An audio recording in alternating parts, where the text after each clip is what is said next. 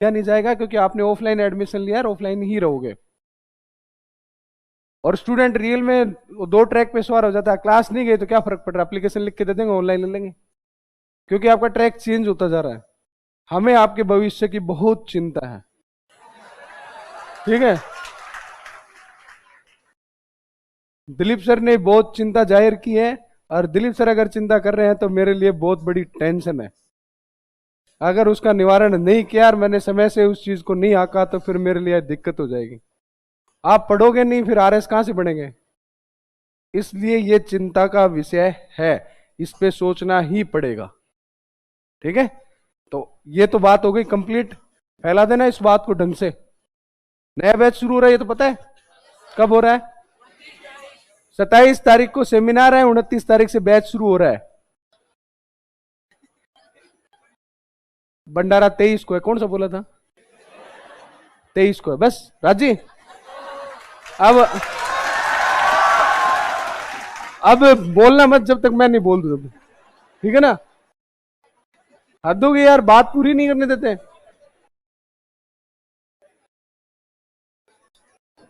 आप लोगों के सामने हालांकि ये पहला भंडारा होगा, दूसरा है तो ऐसे बुक्कड़ की तरह क्यों कर रहे हो? पहला। तो बात ये है, देखो आप लोगों के बैच को जब बुलाया जाएगा तभी आना है, उससे पहले नहीं आना, ठीक है? यहाँ पे बस की फैसिलिटी 15-20 बस खड़ी रहेंगी, उसके थ्रू आप लोगों को ले जाएंगे आराम से, कोई दिक्कत नहीं है। चलो अब तो सर आ गए।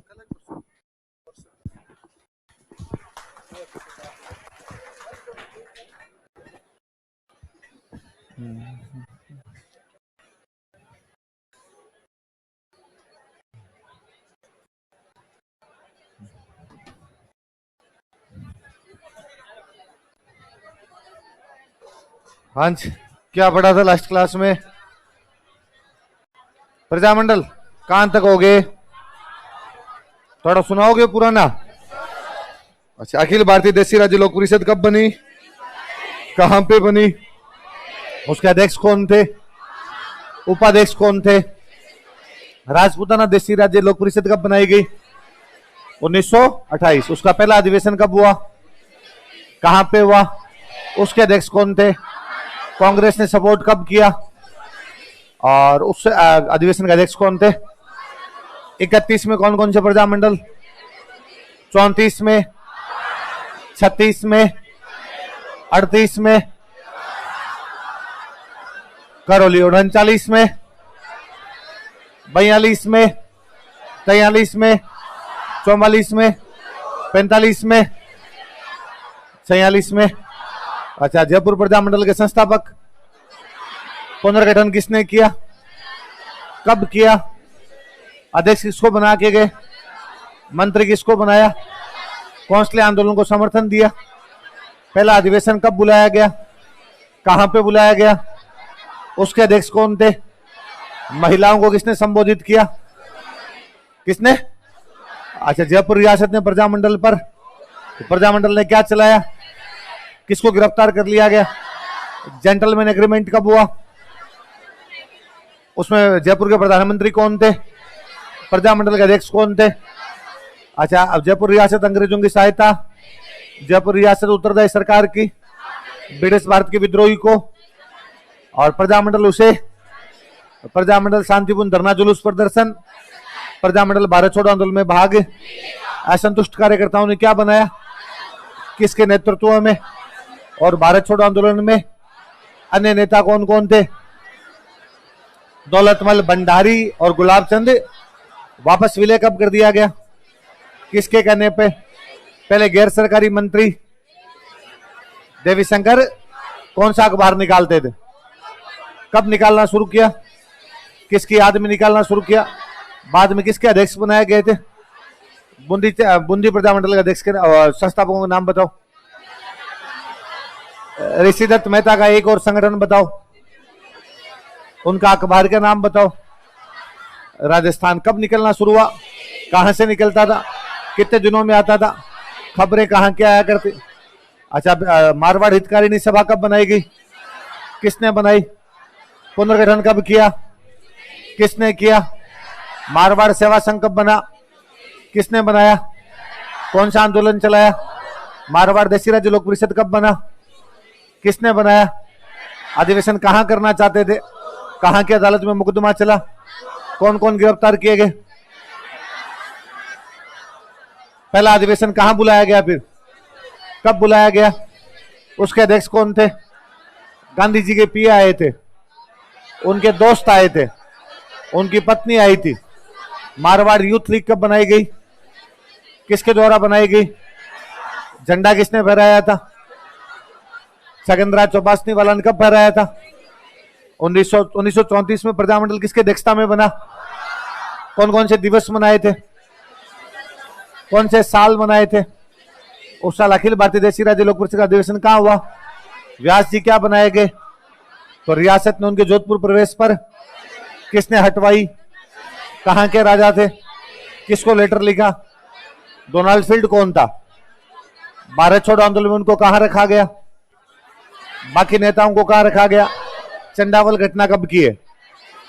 डाबड़ा कांड कब का है? कहां के सामंत ने लाठीचार्ज करवाया? कौन कौन किसान शहीद हुए? एक बड़े नेता घायल हुए थे। इतनी बातें बड़ी।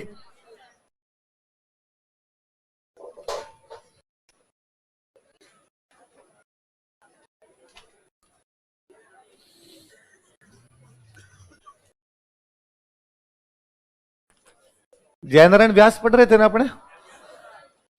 देखो भाई, मारवाड़ प्रजामंडल में तो सबसे बड़े नेता ही कौन है? जयनारायण व्यास। तो इनके थोड़े अखबार पढ़ लेते हैं, कौन से अखबार निकाले और कौन सी पुस्तकें लिखी, दोनों लिख लेते हैं। एक तरफ लिख लो पुस्तकें और एक तरफ लिख लो समाचार पत्र, बुक्स और न्यूज़पेपर्स।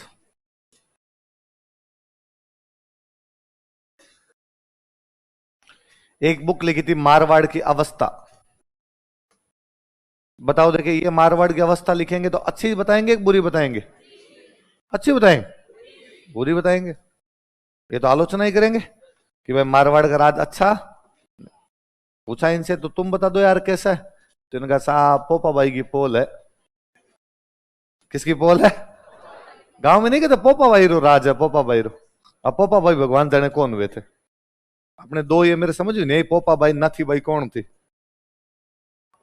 नाथी का बड़ा जाता ना, नाथी भाई भी हुए हैं कोई, पता नहीं। एक ये मार्च में आंदोलन चला रहे थे कोई, तो उसके लिए एक बुक लिखी थी मार्च से संघर्ष क्यों, वाई स्ट्रगल फ्रॉम मार्च।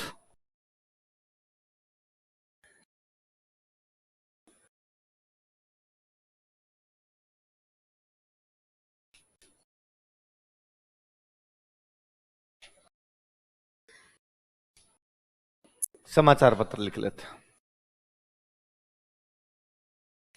एक मैंने उस दिन समझाया था, देखो बॉम्बे चले गए थे, है ना, एक अखबार निकालना शुरू किया, फिर वो अखबार चला नहीं था, अखंड भारत। कौन सा अखबार था? अखंड भारत। कहां से निकालना शुरू किया था? बॉम्बे से। कौन सी भाषा का अखबार है? हिंदी। एक इंग्लिश में निकाला था पीप, ये दिल्ली से निकाला था। कहां से निकाला? दिल्ली।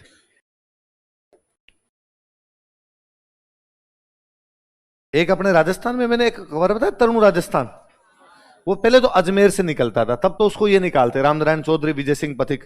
बाद में इसको कई दिन तक ब्यावर से निकाला था जयनारायण व्यास ने, तरुण राजस्थान ब्यावर से।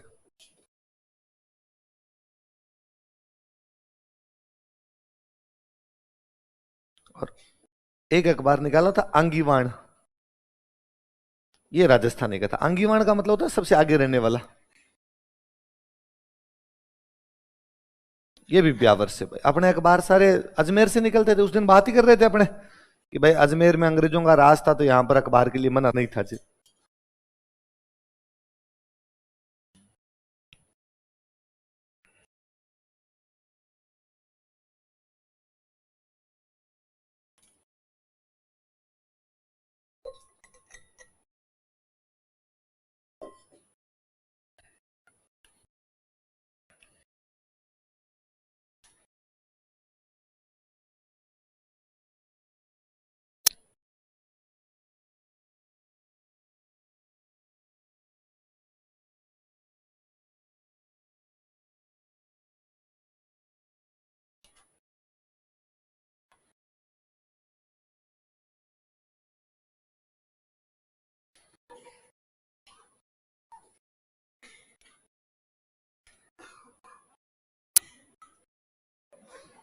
क्या हुआ?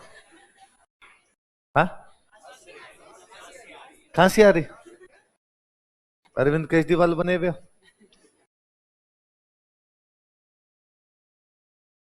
ठंड शुरू हुई है भाई, शुरू शुरू में कईयों को जुकाम लगेगी, कईयों को खांसी आएगी। फिर घर में मम्मियां इसीलिए तो कहती है कि आती सर्दी जाती सर्दी, कहते हैं ना, इसका ध्यान रखना चाहिए। लो बताओ, देख किताबें कौन कौन सी बताओ। मारवाड़ की अवस्था, पोपाबाई की पोल और मार्च से संघर्ष। हिंदी में बॉम्बे से अखबार कौन सा निकल रहा है? अखंड भारत। दिल्ली से एक इंग्लिश का अखबार, पीप। पीप का मतलब होता है झांकना, है ना? तो झांक ही रहता है अखबार, झांकने का ही काम करता है। और एक तरुण राजस्थान नाम का अखबार कहां से निकाल रहे थे? ब्यावर। याद रखना, ब्यावर से कहां से, क्योंकि आगे मैं अखबार पढ़ाऊंगा ना अलग से, तब मैं बताऊंगा तरुण राजस्थान अजमेर से निकलता था, पर व्यास जी ने थोड़े टाइम के लिए कहां से निकाला था इसको? ब्यावर से। और एक आंगीवाण राजस्थानी भाषा में कहां से निकालते थे? ब्यावर। आंगीवाण अपने राजस्थानी भाषा का पहला पॉलिटिकल न्यूज़पेपर था। इससे पहले राजस्थानी भाषा में कोई अखबार आ भी रहे थे तो लिटरेचर से किससे थे? पॉलिटिक्स के अखबार नहीं। नीचे लिख लो, यह राजस्थानी भाषा का पहला राजनीतिक समाचार पत्र था। It was first political newspaper in Rajasthani language. Aangiwan, यह राजस्थानी भाषा का, यह राजस्थानी भाषा का पहला राजनीतिक समाचार पत्र था। It was first political newspaper in Rajasthani language. यह राजस्थानी भाषा का पहला राजनीतिक समाचार पत्र था। It was first political newspaper in Rajasthani language. ठीक है। एक बात छोटी सी और अलग से लिख लेंगे अपना ना, 1938 में जोधपुर में दो बड़े नेता आके गए थे। सुभाष चंद्र बोस ने दौरा किया था। किसने दौरा किया था? तो कोई पूछ ले कि भाई सुभाष चंद्र बोस किस साल आए थे, तो किस साल आए थे? 1938, अपने बर्थडे के दिन। बताओ देखिए, कोई सुभाष चंद्र बोस का बर्थडे कब आता है? 30 जनवरी। 23 जनवरी कब आता है? 23 जनवरी का किस रूप में मनाते हैं हम? पराक्रम दिवस। किस रूप में मनाते हैं? पराक्रम दिवस। और एक नेहरू जी की बहन आके गए थे इसी साल, ये थोड़े बाद में आए थे पर इसी साल आए थे, विजय लक्ष्मी पंडित। क्या नाम था? तो इन दोनों ने दौरा किया था। लिख लो 1938 ईस्वी में, अलग से नीचे एक लाइन लिख लो और बॉक्स में बंद कर लेना, याद रहेगा जी, बड़े नेताओं का पूछ लेते हैं कई बार। 1938 ईस्वी में, इन 1938 एडी, सुभाष चंद्र बोस तथा विजय लक्ष्मी पंडित ने, सुभाष चंद्र बोस एंड विजय लक्ष्मी पंडित, सुभाष चंद्र बोस तथा विजय लक्ष्मी पंडित ने जोधपुर की यात्रा की थी। विजिटेड जोधपुर, जोधपुर की यात्रा की थी, visited Jodhpur. Subhash Chandra Bose and Vijay Lakshmi Pandit visited Jodhpur, Jodhpur की यात्रा की थी। लिख लिया? ये हो गया भाई, मारवाड़ कंप्लीट हो गया। मारवाड़ के बाद अगला कौन सा था? हाड़ौत। पर मैंने बताया था तो बना बनाई था, पर बनते ही बंद हो गया था। बात की थी अपन ने, पर किसने बनाया ये तो लिख ही सकते हैं। लिखो नैनूराम शर्मा। याद आया कुछ? कहां पढ़ा था नैनूराम शर्मा को? बूंदी किसान आंदोलन के नेता थे, पढ़ा था ना? एक बंदे और थे इनके साथ में, हाजी फैज मोहम्मद।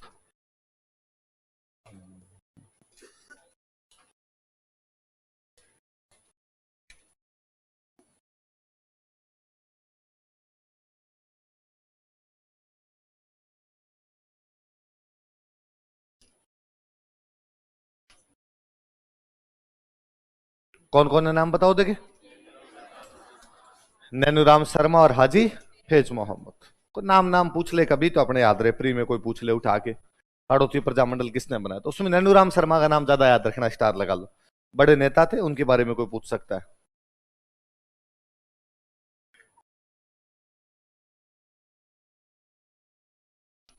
और तो ज्यादा कुछ किया नहीं था इन्होंने। बेगार के खिलाफ आंदोलन चला दिया था। किसके खिलाफ?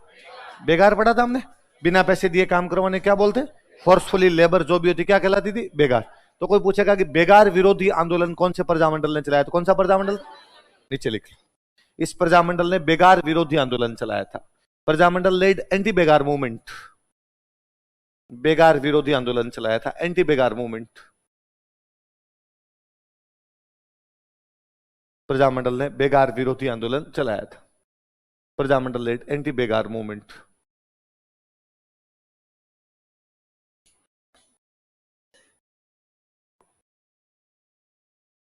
बेगार विरोधी आंदोलन चलाया था, एंटी बेगार मूवमेंट। कौन सा आंदोलन चला लिया? बेगार विरोधी का दो, या क्या कर दो अपने तो, एंटी बेगार मूवमेंट। अच्छा, कौन से प्रजामंडल ने? हाड़ौत चलाया था। उसके बाद हाथों आती है प्रजामंडल ही बंद हो गया, तो आंदोलन ही क्या हो गया? समाप्त। अगला प्रजामंडल लिख लो, कौन सा? बीकानेर।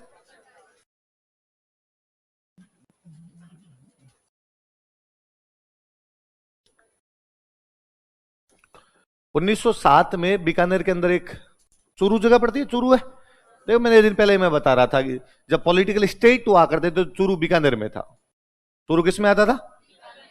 तो चूरू के अंदर एक पार्टी बनाई गई, उस पार्टी का नाम था सर्वहितकारिणी सभा।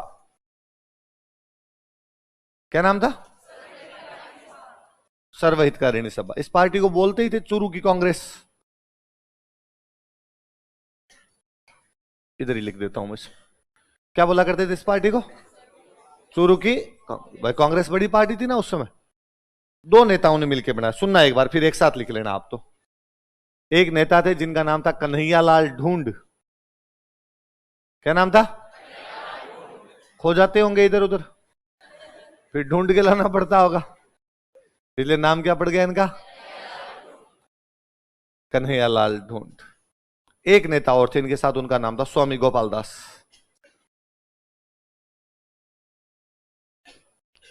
कौन नेता है?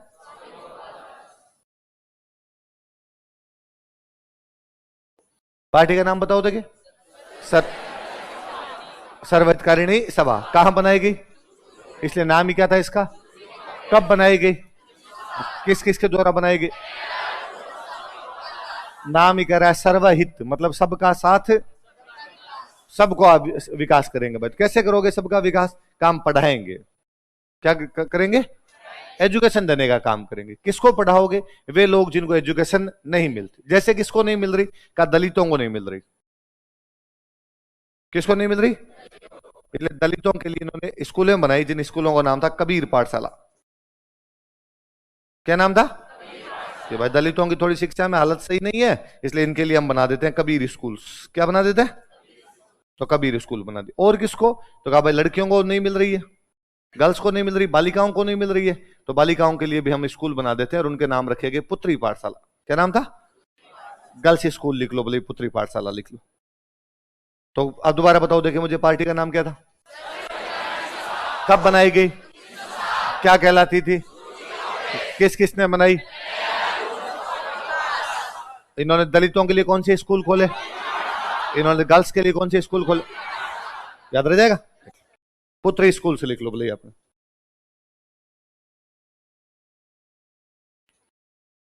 फॉर गर्ल्स और फॉर दलित्स।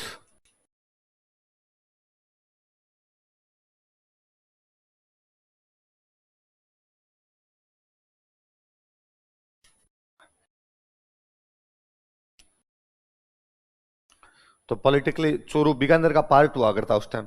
चूरू, बीकानेर, गंगानगर, हनुमानगढ़, ये पूरा बीकानेर रियासत है, जिसको आज हम बीकानेर डिवीजन बोलते हैं, बीकानेर संभाग जिसको अपने कहते हैं।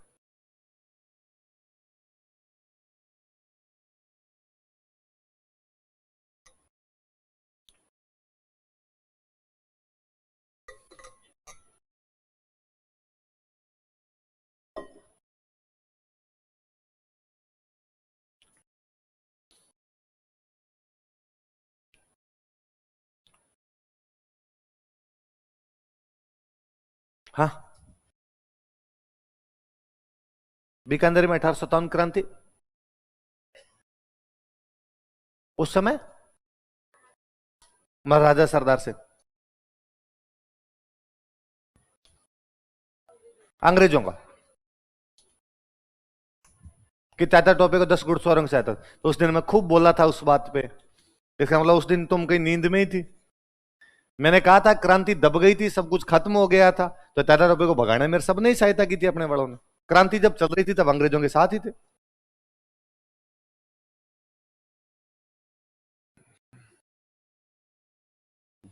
और मैंने ये कहा और था कि तुम्हें देख के इसको लगेगा कि यार ऐसे कैसे हो रहा है।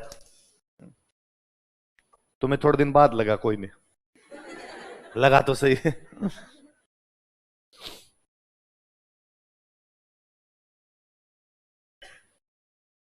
चलो आगे। जल्दी जल्दी उतारो तो, इतने क्या फूट रहे अक्षर लिखने, ये स्वर्ण अक्षरों में लिखते हो आप, ताकि अगली पीढ़ी भी जान पाए कि हमारे पूर्वजों ने क्या क्या कष्ट उठाए थे, है ना। सुरक्षित रखोगे उनके लिए आप। 3 पीढ़ी बाद में आपके पोते पोतियां भी आरएस की तैयारी करेंगे तो सेम नोट्स। भाई राजस्थान इतिहास का तो चेंज भी क्या होना, हिस्ट्री तो हिस्ट्री रहनी है। वो कहेंगे आप दादाजी ने क्या नोट्स तैयार किए थे। हाँ,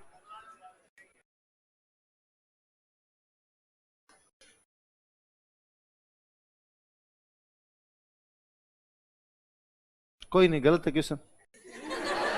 हाँ, तो तुम चेक कर लेना, डिलीट मार दिया होगा आरपीसी ने, वापस चेक करना। आरपीसी कई बार 4 ऑप्शन गलत दे देती है, तो बार डिलीट कर देती है, तू खुद ही देख ले। भाई क्वेश्चन है, बूंदी के शासन के खिलाफ गुर्जरों का आंदोलन कौन सा था। उसने ऑप्शन दे रखे बिजोलिया, ऑप्शन दे रखा बेगू, ऑप्शन दे रखा शेखावटी, ऑप्शन दे रखा डाबड़ा। है नहीं तो, अरे मैंने फिर कहा कि आप इस बुक में से जब भी क्वेश्चन करते हैं तो इसको रीचेक कर लिया करें। आरपीसी की साइट पे जाइए, आरपीसी की साइट पे वो क्वेश्चन डिलीट मिलेगा आपको। वो तो बीच में एक बार अपने को नोट्स अपडेट कर रहे थे, कोरोना की बात है, नोट्स अपडेट कर रहे। मैं यूं ही बैठा था एक दिन, तो एक कोई बहुत जेन्युइन सा क्वेश्चन कोई, और क्वेश्चन था दादू पंथ की कितनी शाखाएं हैं, कुछ इतना है। तो मैं क्लास में हमेशा 5 लिखा तो 5 शाखाएं ये नाम। अब जितनी अपने मार्केट में बुक में लिखी हुई 4 शाखाएं लिखी हुई। तो मैंने कहा कि यार ये 4 नहीं, ये 5 है। तो उनका सर ये तो इन्होंने 4 ही मान रखी, आरपीसी के बार क्या पता आपने जो लिखाते हैं उसको उल्टा ही मान ले। अरे मैं नहीं यार, ऐसे नहीं हो सकता, इतना बड़ा ब्लंडर नहीं करे, इसको रीचेक करो, इसको साइट पे जाके चेक करो। तो उन्होंने वापस साइट पे जाके चेक किया तो पता चला कि पहले उन्होंने कोई एक आंसर की निकाली, उसमें 4 माना, बाद में उन्होंने दोबारा आंसर की को आपने सही किया, उसमें क्या मान लिया 5। अपनी किताब लिखने वालों ने पहली आंसर की देख ली, दूसरी देख ही नहीं पाए होंगे तो दूसरे वाले बात। एक और क्वेश्चन एक दिन कोई था, तो मैंने उसकी लाइन पढ़ के कहा यार इसमें ये नहीं है, ये हो ही नहीं सकता, बहुत सिंपल सा कोई सिंधु घड़ी सभ्यता का क्वेश्चन था कोई। तो उन्होंने कहा सर हमने तो वो बुक में देखा, बुक के अंदर लिखा, और जाओ देखे वापस आरपीसी की साइट पे जा क्रॉस चेक करो, वापस उन्होंने अपडेट किया हुआ था। तो ये कई बार गलत लिख देते हैं, थोड़ा ध्यान रख लिया भाई। तो कॉमन सेंस ही लग रहा है ना इसके अंदर, तो अपने को इतना लोड नहीं लेना, और हमेशा इतना कॉन्फिडेंस रखना किताब गलत है, ये कॉन्फिडेंस रहना चाहिए अपने सही है। एक बार तो उसने आरपीसी वाले ने दे रखा तो ही माना आरपीसी गलत है, अपने सही है। कुछ गलत फहमियां अच्छी होती है जी, बंदा जिंदा रहता उनके सारे मर जाए यार, वरना आदमी ऐसे लिखा। अरे वाह वाह वाह। आपको जो राजी होने की आदत पड़ी है ना आई थी, तो सर्वहितकारिणी सभा। आज देखो परसों जब अपने पढ़ रहे थे तो मैंने एक बात बताई थी कि 1929 वाले अधिवेशन में नेहरू जी ने कहा था कि अगले साल से हर 26 जनवरी को हम क्या मनाएंगे, आजादी का दिन। इसलिए 26 जनवरी को भारत के झंडे फहराए जाते। क्या फहराए जाते? भारत के झंडे फहराए जाते। एग्जैक्टली 26 जनवरी 1930 आया, और 26 जनवरी 1930 को चूरू में एक जगह पड़ती धर्म स्तूप। कौन सी जगह? टावर है कोई धर्म स्तूप नाम करके, उस टावर पे जाके और 2 बंदों ने भारत का झंडा फहरा दिया। कहां पर है धर्म स्तूप? 2 बंदे कौन कौन? एक तो ये स्वामी गोपाल दास। कौन थे? अभी नाम पढ़ा हमने। एक बंदे और थे, चंदनमल बहेड़। क्या नाम था? चंदनमल बहेड़। 2 लोगों ने क्या किया? झंडा फहराया। कौन से, कहां पे फहराया? चूरू के धर्म स्तूप। कब की बात है? लिखो 26 जनवरी 1930 ईस्वी को, 26 जनवरी 1930 26 जनवरी 1930 ईस्वी को, 26 जनवरी 1930 स्वामी गोपाल दास तथा चंद्रमल बहेड़ ने, स्वामी गोपाल दास एंड चंद्रमल बहेड़, स्वामी गोपाल दास तथा चंद्रमल बहेड़ ने, स्वामी गोपाल दास एंड चंद्रमल बहेड़, स्वामी गोपाल दास तथा चंद्रमल बहेड़ ने चूरू के धर्म स्तूप पर भारतीय झंडा फहरा दिया था। होस्टेड इंडियन फ्लैग एट धर्म स्तूप ऑफ चूरू। चूरू के धर्म स्तूप पर भारतीय झंडा फहरा दिया था। होस्टेड इंडियन फ्लैग एट धर्म स्तूप ऑफ चूरू। चूरू के धर्म स्तूप पर भारतीय झंडा फहरा दिया था। होस्टेड इंडियन फ्लैग एट धर्म स्तूप ऑफ चूरू।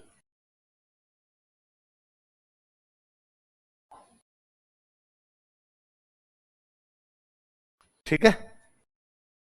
एक कभी आपने नाम सुना होगा गोलमेज सम्मेलन? लंदन में हुए थे। कहां पर हुए थे? 3 हुए थे। कितने हुए? 1930 में, 1931 में और 1900। एक गोल मेज के चारों तरफ बैठ के चर्चा की जाती कि भारत में शासन में क्या क्या सुधार करने हैं, इसलिए सम्मेलनों के नाम क्या पड़ गए उनके? Round table conference. Round table के चारों तरफ बैठ के कॉन्फ्रेंस कर रहे हैं, इसलिए क्या होगी? Round table conference. बीकानेर में एक महाराजा हुआ करते, गंगा सिंह। कौन थे? गंगा सिंह इन तीनों में गए थे। फर्स्ट में भी गए, सेकंड में भी गए, थर्ड। तो राजस्थान का कोई राजा जिसने तीनों गोल में सम्मेलन में भाग लिया था, कौन था? महाराजा गंगा सिंह। कहां के थे महाराजा गंगा सिंह? बीकानेर के महाराजा गंगा सिंह ने इन तीनों में के अंदर भाग लिया। सेकंड वाले में जब गए, सेकंड वाला कब हुआ था? 1931। अच्छा, तो वहां पे ये बात की जाती कि भाई भारत के शासन में क्या क्या सुधार करने। यहां जितने भी राजनीतिक कार्यकर्ता थे, स्वामी गोपाल दास, चंद्रमल बहेड़, इनको लगता है कि यार अपने राजा लंदन जाके तो ये बात करते हैं भारत के शासन में क्या सुधार करना है और बीकानेर के शासन में सुधार नहीं कर रहे। तो इन्होंने एक शिकायत का पर्चा तैयार किया। उस पर्चे का नाम था बीकानेर दिग्दर्शन। क्या नाम था पर्चे का? एक पैम्पलेट बनाया, उस पैम्पलेट का नाम क्या रखा गया? तो भाई बीकानेर के दर्शन इस पर्चे में करो आप, हम बताते हैं बीकानेर के अंदर क्या क्या है। तो एक पर्चा तैयार कर लिया, इस पर्चे का नाम है बीकानेर दिग्दर्शन। ये जो सम्मेलन हुआ था सेकंड वाला, इसका अध्यक्ष हुआ करता, उस अध्यक्ष का नाम था लॉर्ड सैंकी। क्या नाम था अध्यक्ष का? मतलब इवन सारे मेंबर को तो पर्चा पकड़ा ही दिया था, लॉर्ड सैंकी तक को पर्चा दे दिया। अब वो यूं बोलते बोलते बोलते बोलते गंगा सिंह जी की बारी है। भाई अब गंगा सिंह जी बोलेंगे, माइक वाइक ठीक किया उन्होंने। गंगा सिंह जी बोलने लगे, इतने में लॉर्ड सैंकी ने पर्चा निकाला जेब से, उसने कहा सर ये थोड़ा सा इस पे और बोलो देखे। गंगा सिंह ने पर्चा देखा तो उस पर लिखा था भाई बीकानेर में गंगा सिंह ये नहीं करने देता, ये नहीं करने देता, ये नहीं करने देता, ये नहीं करने देता। गंगा सिंह जो लगा रही इसमें तो अपनी शिकायतें, उनका आज थोड़े कंठ खराब है, मैं कल बोलूंगा, जुकाम लगी हुई है थोड़ी, कल बात करेंगे अपने। गंगा सिंह जी बाहर आए, वापस हाथों हाथ वापस ट्रेन की वो जहाज की टिकटें की अपने, बीकानेर आए और बीकानेर का लिस्ट बनाओ कौन कौन अपने किनारे। हर कई कार्यकर्ताओं को पकड़ के जेल में बंद कर दिया था। कौन से पर्चे के कारण? कौन से गोलमेज सम्मेलन में बांटे गए? किसके खिलाफ बांटे गए? दूसरा गोलमेज सम्मेलन कब हुआ था? 1931 ईस्वी में, इन 1931 एडी। 1931 ईस्वी में दूसरे गोलमेज सम्मेलन के दौरान, during second round table conference, दूसरे गोलमेज सम्मेलन के दौरान, during second round table conference, दूसरे गोलमेज सम्मेलन के दौरान, during second round table conference, Maharaja Ganga Singh के खिलाफ बीकानेर दिग्दर्शन नामक पर्चे बांटे गए। टेम्पलेट्स नेम्ड बीकानेर दिग्दर्शन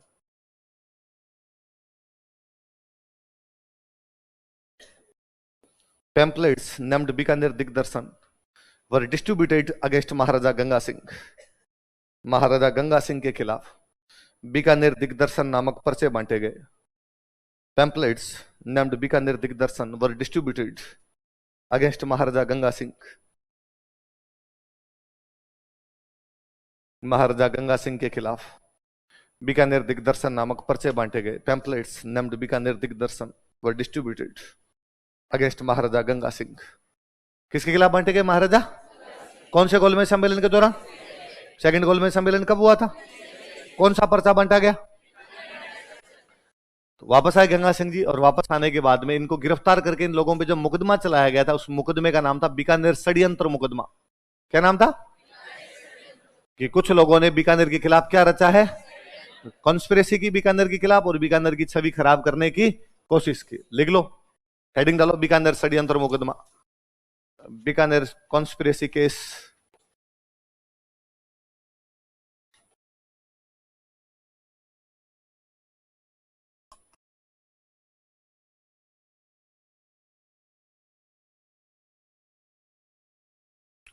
बीकानेर कॉन्स्पिरेसी केस, बीकानेर षड्यंत्र मुकदमा।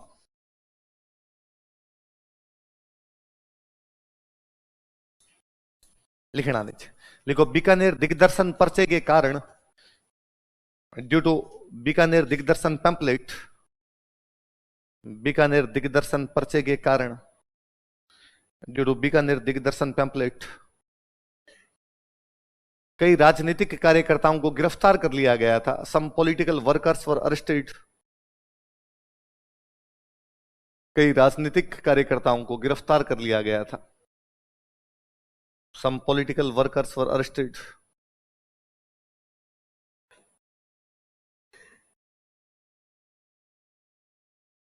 कई राजनीतिक कार्यकर्ताओं को गिरफ्तार कर लिया गया था। Some political workers were arrested.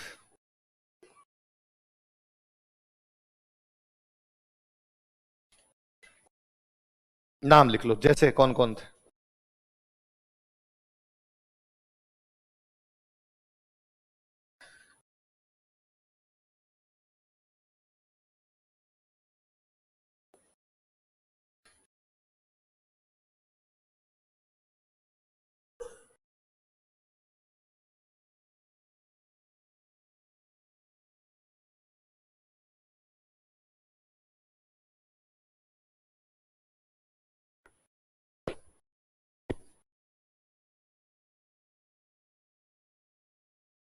नाम लिख लो, क्या क्या नाम बताओ देखे।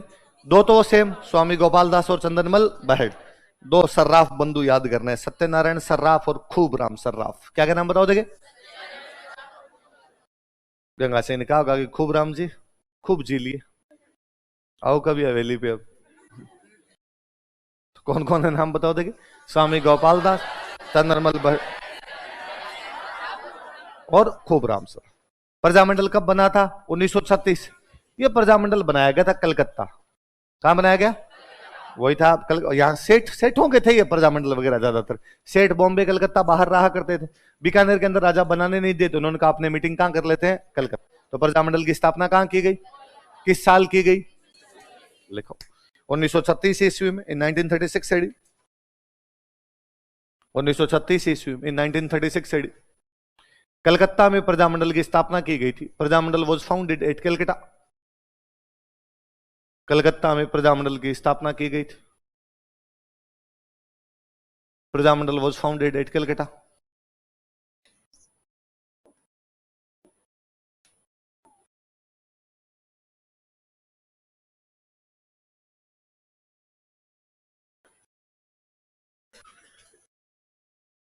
संस्थापकों के नाम लिखो, लिख लो संस्थापक, फाउंडर्स।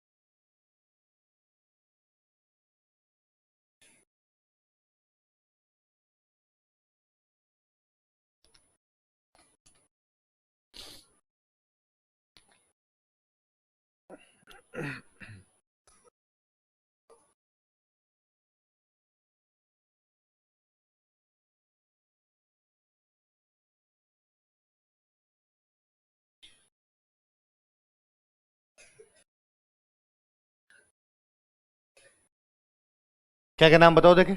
वैद्य मग्गाराम, लक्ष्मी देवी आचार्य, मुक्ता प्रसाद और रघुवर दयाल गोयल। इन लोगों को क्या कर लिया गया था उसमें, सॉरी, इन लोगों ने मिलकर क्या बनाया था? प्रजाम। कहां पे बनाया था? एक महिला जुड़ी हुई है संस्थापकों में, याद रखना, ये पूछ लेंगे कोई। और 2013 के प्रीलिम्स का सवाल है, लक्ष्मी देवी आचार्य कौन से प्रजामंडल से संबंधित है? कौन से प्रजामंडल से? तो इसके स्टार लगा लो अपने, लक्ष्मी देवी आचार्य। याद रहेगी बात। नाम बोलो देखिए, दोबारा नाम बोलो। वैद्य मग्गाराम, लक्ष्मी देवी आचार्य, मुक्ता प्रसाद, रघुवर दयाल गोयल ने थोड़े दिनों बाद कहा भाई मैं मेरी पार्टी अलग बनाऊंगा। तो 27 में बनी थी अखिल भारतीय देशी राज्य लोक परिषद, फिर अपने बनी राजपुताना देशी राज्य लोक परिषद, ये बना गया बीकानेर देशी राज्य लोक परिषद। तो रघुवर दयाल गोयल का एक संगठन और था, उसका नाम क्या था? लिख लो, रघुवर दयाल गोयल के आगे लिख लो अन्य संगठन। रघुवर दयाल गोयल का लिखना भैया ना, बीकानेर देशी Rajya Lok Parishad, Bikaner princely state people's conference, Bikaner princely state people's conference. लिख, अपने आप लिख, क्या है?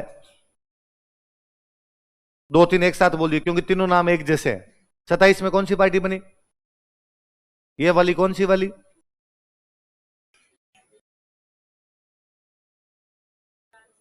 बीकानेर हाँ क्या लिखिएगा कि देसी, आगे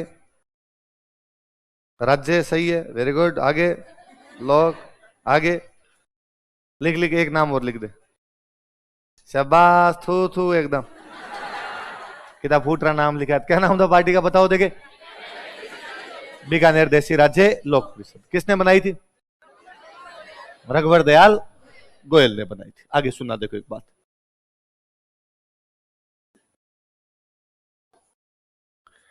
गंगा सिंह की डेथ के बाद में एक राजा बनते हैं यहाँ पे, अगले जो राजा बने वो बने थे शार्दुल सिंह। क्या बने थे?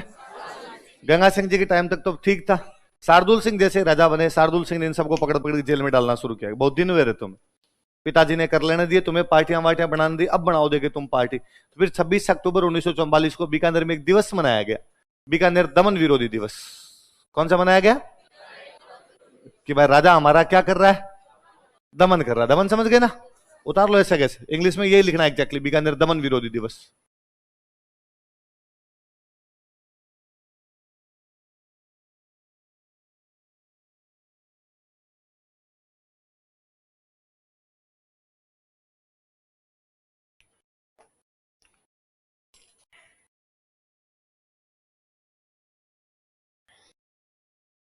लोगों का भाई रे गंगा सिंह जी भले थे भाई, यही हो गया फिर। कॉस्टम लिख लो, महाराजा शार्दुल सिंह के खिलाफ लिख लेना।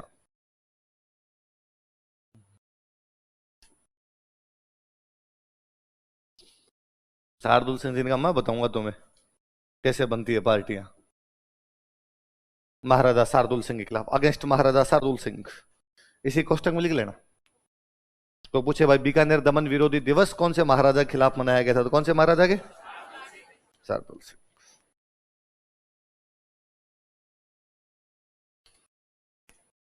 तो एक गांव वाली बात नहीं है कि गांव में कोई बूढ़ा आदमी था और खड़ूस ढोक रहा था, गली में से जो जाते उनको गालियां निकालता। तो लोग यूं ध्यान नहीं देते, मरने दो रे, लोग गालियां निकालते पीठ पीछे। तो कैसा आदमी है, किसी को नहीं बख्शता, गली में जाते तब गालियां निकालता रहता, खड़ूस है। डोकरा जब मरने लगा तो उसने अपने बेटों को बुलाया और बेटों को बुला कर, यार इस गांव ने मुझे पूरे साल पूरी जिंदगी बहुत गालियां निकाली, तुम कुछ ऐसा करना कि लोग कहें कि इनका पिता बहुत भला आदमी था। अब बाप के मरने के बाद उन्होंने सोचा कि यार क्या करें ऐसा, तो उन्होंने फिर दिमाग लगा, चार भाई थे, चारों लठ लेके बैठे, गली में जो आए उसको लठ दे, कूटना शुरू किया। तो लोगों ने कहा अरे बाप भला था इनका, कम से कम लठ तो मारता।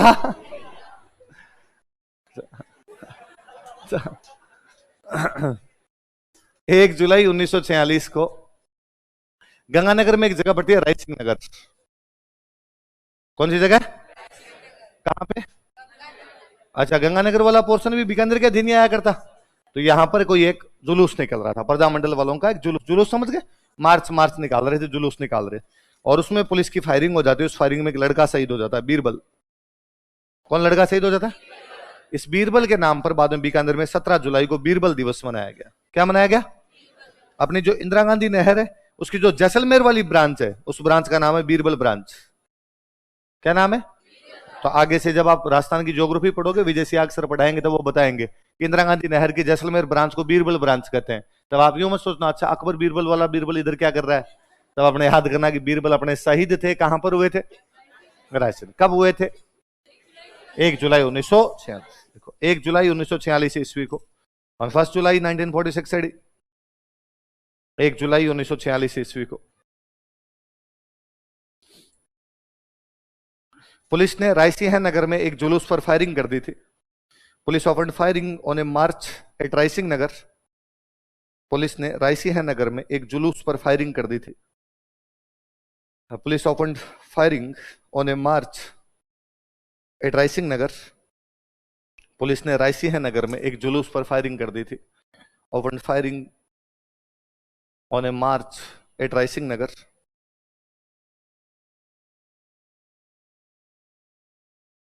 तथा इसमें बीरबल नामक एक युवक शहीद हो गया, and young man named Birbal was martyred in it. तथा इसमें बीरबल नामक एक युवक शहीद हो गया, and young man named Birbal was martyred in it. तथा इसमें बीरबल नामक एक युवक शहीद हो गया। And young man named Birbal was martyred in it. Line change करके लिखो, है ना, ये स्टार लगा के लिखना। 17 जुलाई को बीकानेर रियासत में बीरबल दिवस मनाया गया था। बीरबल दिवस was conducted on 17 July in Bikaner state. 17 जुलाई को बीकानेर रियासत में बीरबल दिवस मनाया गया था। बीरबल दिवस was conducted on 17 July in Bikaner state. 17 जुलाई को बीकानेर रियासत में बीरबल दिवस मनाया गया था। बीरबल दिवस was conducted on 17 July in Bikaner state. एक लाइन और लिख लो। इंदिरा गांधी नहर की जैसलमेर शाखा को, Jaisalmer branch of Indira Gandhi canal,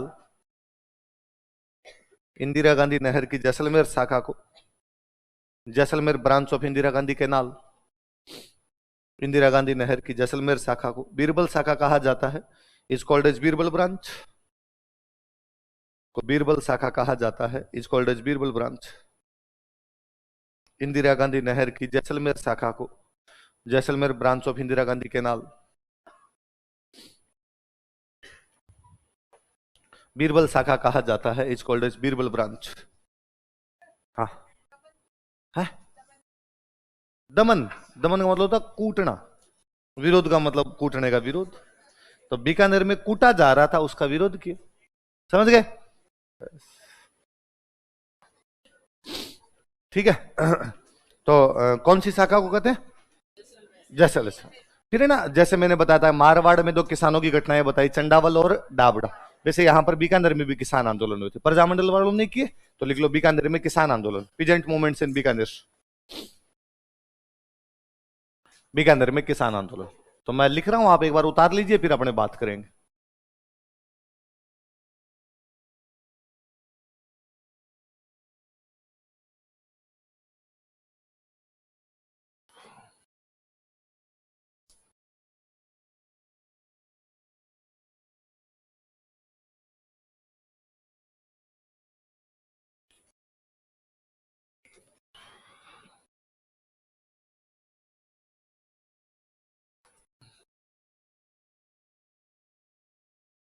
उतारना है भाई रे, ऐसे कैसे उतार लो।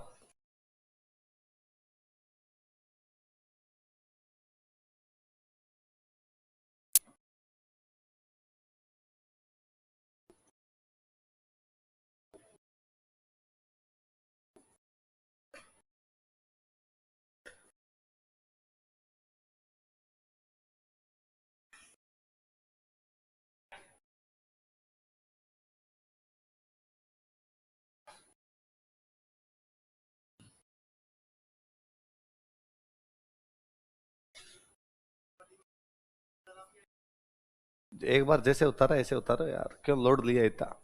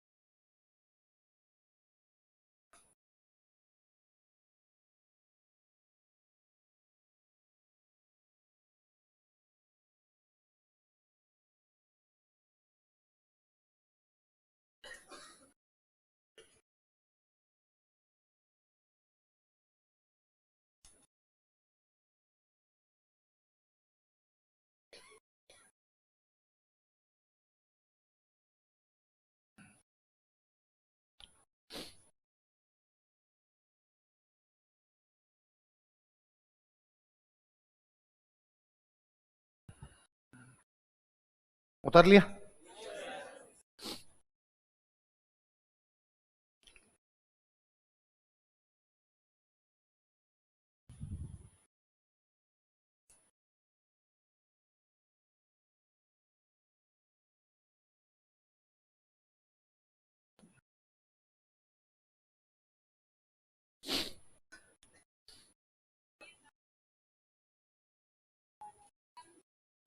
जैसे लिखा हुआ वैसे वैसे उतारना।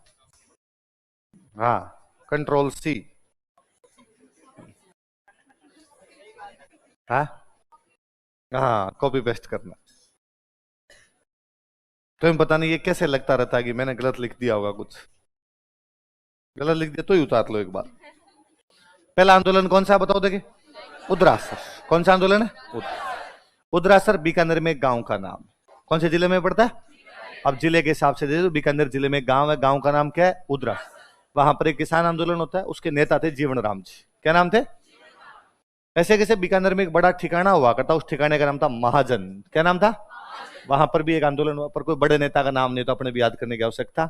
नेता तो कोई ना कोई रहे होंगे, पर फालतू में क्यों याद करें, दिमाग में वायरस डाल के क्या करना है। जितने कम याद रहे उतने ठीक है। तो उद्रासर वाले के नेता कौन थे? जीवन राम। और दूसरा आंदोलन कौन सा हुआ? एक महाजन। ये दोनों बीकानेर में जगह पड़ती है। उद्रासर भी बीकानेर में और महाजन भी कहां पर है? एक आंदोलन है दूधवा खारा। कौन सा आंदोलन है? चूरू जिले में एक जगह पड़ती है। तो दूधवा खारा आप डिस्ट्रिक्ट वाइज कहां पर पड़ता है? लिख लो कोष्टक में चूरू। ऊपर वाले दोनों के बीकानेर। उद्रासर और महाजन दोनों कहां पर है? बीकानेर। दूधवा खारा कहां पर है? इसके जो नेता थे इनका नाम था हनुमान सिंह आर्य। इनके नाम के आगे स्टार लगाओ। कभी कोई सिंपल क्वेश्चन नहीं पूछेगा, बीकानेर रियासत के बड़े किसान नेता का नाम बताइए, तो कौन थे? हनुमान सिंह आर्य। फिर चूरू में एक और गांव पड़ता है, उस गांव का नाम है कांगड़। क्या नाम है? और ये सवाल पूछा हुआ है, कांगड़ किसान आंदोलन कौन सी रियासत से संबंधित है? रियासत पूछे तो बीकानेर। अब को जिला पूछ ले तो क्या हो जाएगा? चूरू। तो कांगड़ वाले के नेता थे मेघ सिंह आर्य। क्या नाम थे?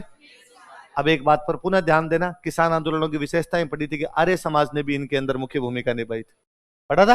आप नेताओं के नाम देखो, हनुमान सिंह आर्य, मेघ सिंह आर्य, दिख रहा है अपने को? तो वो चीज रिलेट हो रही है आपके वहां से। दोनों जगह बीकानेर के अंदर पड़ती है। कौन कौन सी? सॉरी, दो ऊपर वाली जगह बीकानेर में, नीचे वाली दोनों जगह चूरू। तो आपके उद्रासर और महाजन बीकानेर, दूधवा खारा और कांगड़ कहां पर है? चूरू। लास्ट वाला कौन सा? नाम से पता चलता है गंग नहर का आंदोलन, गंगानगर वाला इलाका था, इसके अंदर हुआ। अरे इसमें गंगानगर वाले में भी लिखो गंगानगर, अल्लाह रहम करे। गंगनहर गंगानगर में ही है, और है कहां जो तुम लिखोगे इसको? सुनो पहले मेरी बात। हुआ क्या था कि गंगनहर लेके आए थे पंजाब से। कहां से लेके आए थे? मतलब ये तो जब देखा जाए तो लगता है कि यार वो राजा कितना महान था। छप्पनिया अकाल पड़ा था आपने 1899 में। कब पड़ा था? 1899 ईस्वी। सुनना थोड़ी सी बात। 1899 विक्रमी संवत चल रहा था अपना 1956। विक्रमी संवत क्या चल रहा था? अपना जो विक्रमी संवत है ईस्वी सन से 57 साल आगे होता है। कितने साल आगे रहता है? जैसे अभी ईस्वी में चल रहा है 2022। क्या चल रहा है? तो गांव में जो कैलेंडर है उसमें चल रहा है 2079। क्या चल रहा है? 2000। कितने साल आगे रहता है? 57 साल। तो 1956 का जब विक्रमी संवत था तो 57 घटा लो तो ईस्वी आ जाएगा। तो 1899 का साल था, छप्पनिया अकाल पड़ा। बहुत भयंकर वाला अकाल पड़ा था छप्पनिया। मतलब गांव में दादाजी न्यू बात करते हैं तो बताते हैं कि भाई रे मिनख मरे थे, आधे पशु मरे थे, सारे मिनख मरे थे और पशु मरे थे। कि मतलब अकाल की वजह से कोई भूख से मर जाए, ये बहुत बड़ी बात होती। राजा गंगा सिंह को ये बात बहुत बुरी लगी। राजा गंगा सिंह को लगा कि यार अपने तो यहाँ बरसात तो 4 साल में एक बार राम जी राजी होते हैं तब होती है बरसात।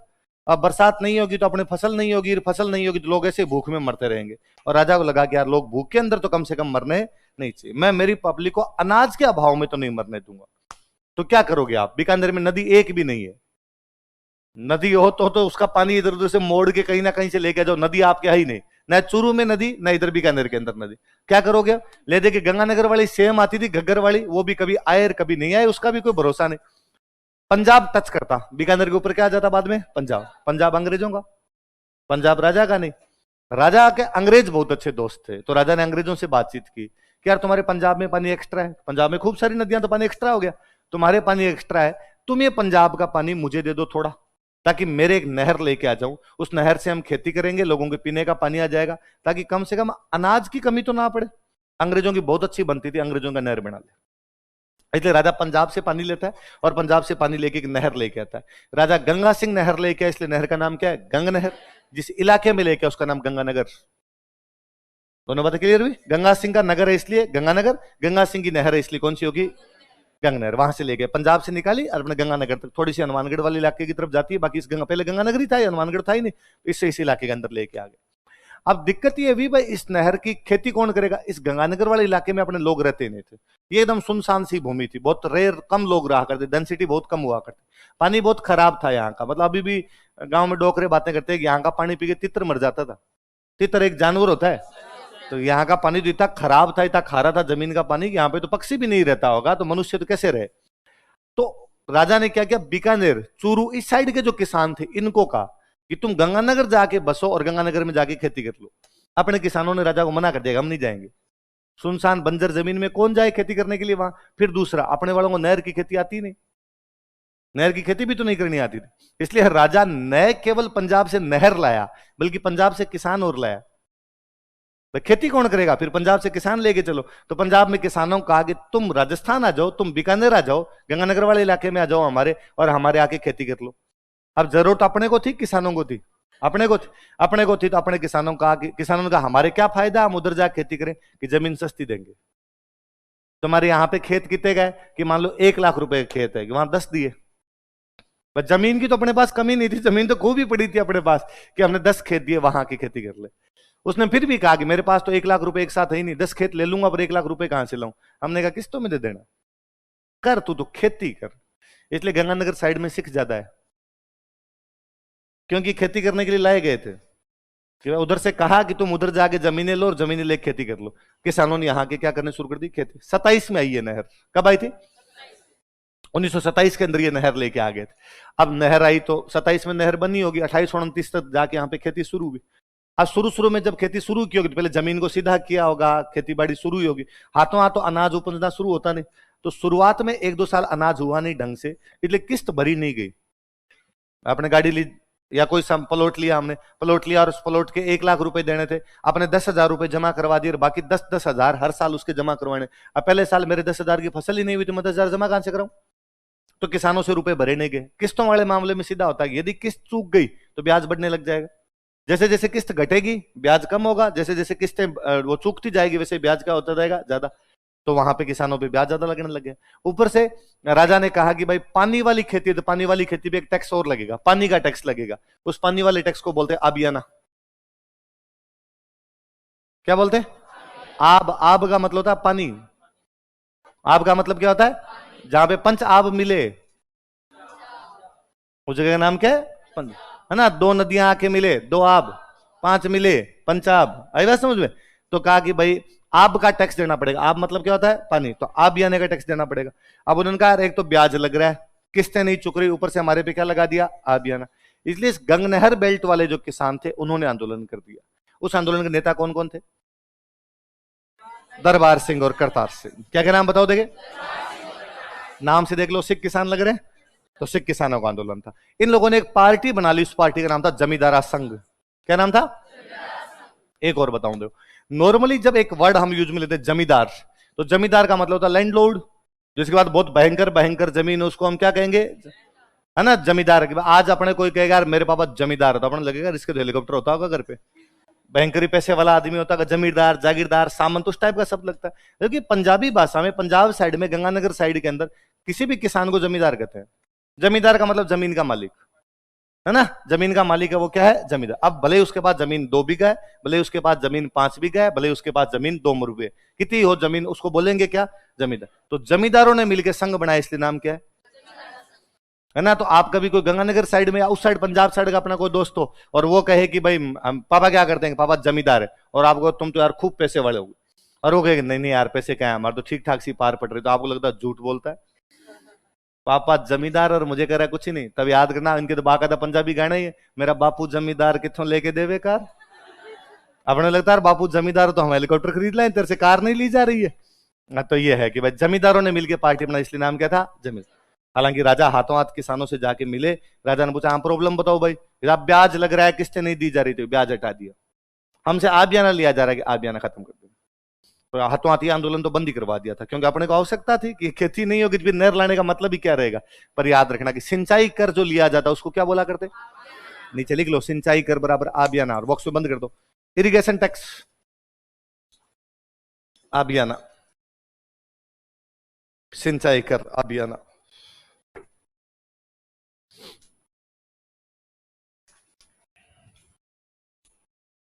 सिंचाई कर, इरिगेशन टैक्स अभियान, बॉक्स बंद कर लेना अलग से। देखो नॉर्मल कभी यूं पूछ लेगी सिंचाई कर को क्या कहा जाता था, तो क्या कहा जाता था, या आबियाना किस प्रकार का कर था, तो किस प्रकार का कर था, याद रह जाएगा। सिंचाई आएगा तो गंग नहर अपने आप याद आ जाएगी आपके। नेता कौन कौन है बता दो देखे, दरबार सिंह और करतार सिंह, और उन्होंने जो संगठन बनाया उसका नाम क्या था, ये भाई बीकानेर की किसान आंदोलन। कौन कौन से हो गए, उदरासर, महाजन, दो दुआकर, कांगड़, गंगनहर, दो आपके बीकानेर के, दो चूरू के, एक ही गंगा। अगला लिखो इसके बाद धौलपुर, धौलपुर ही है ना,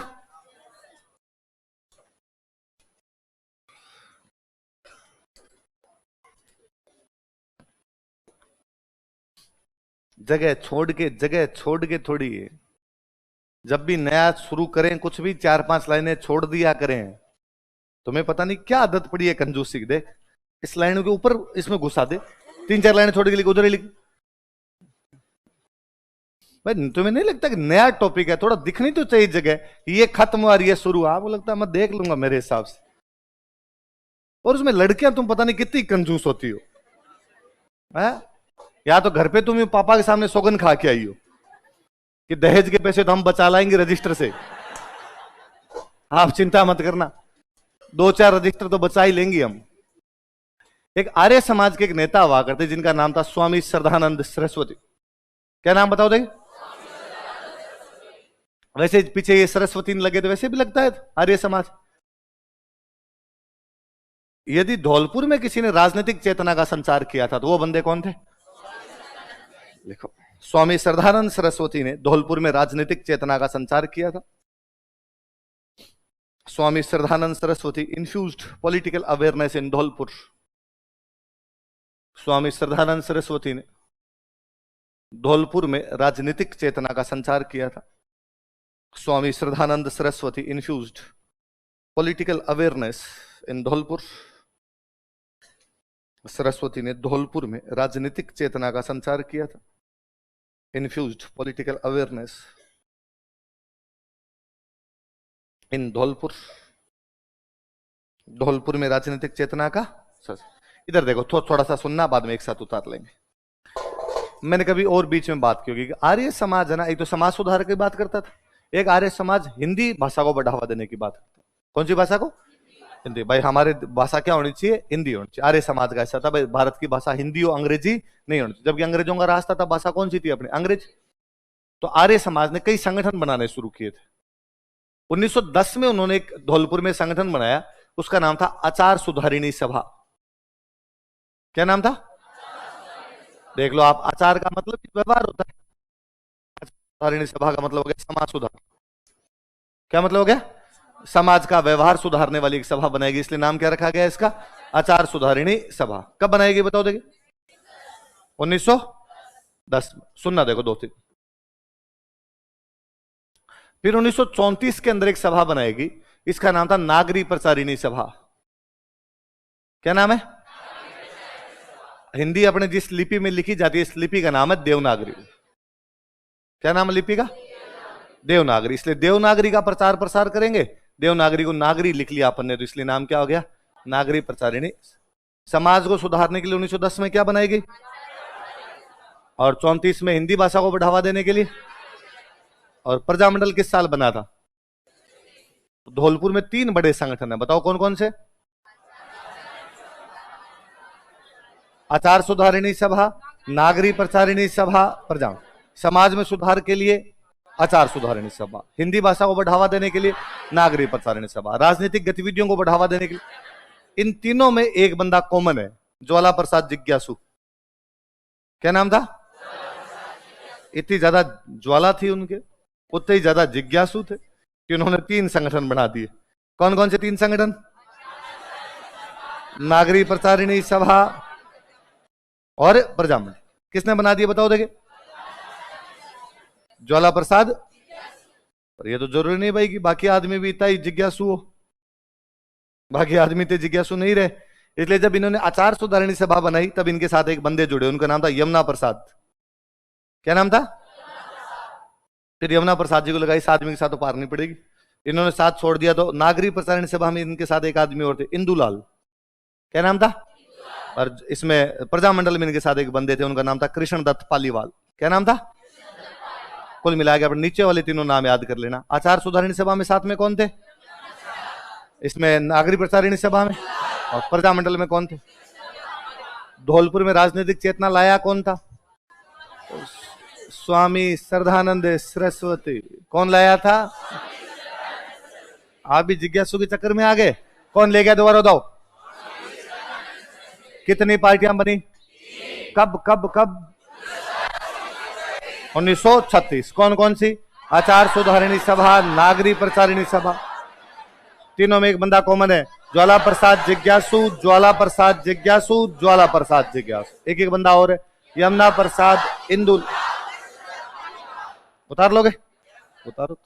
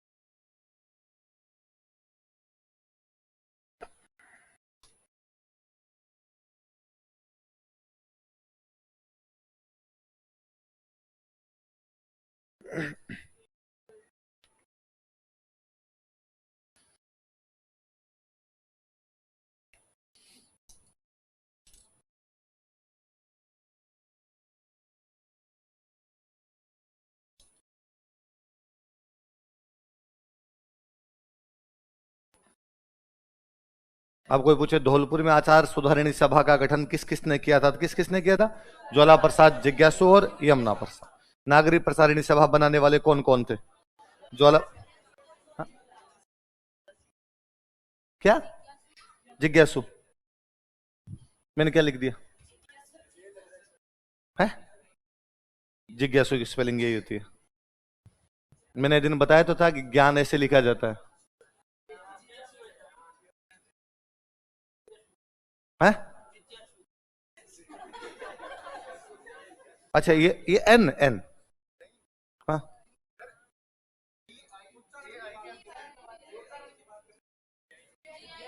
भाई JIJNASU और JNA को गे बोलते हैं।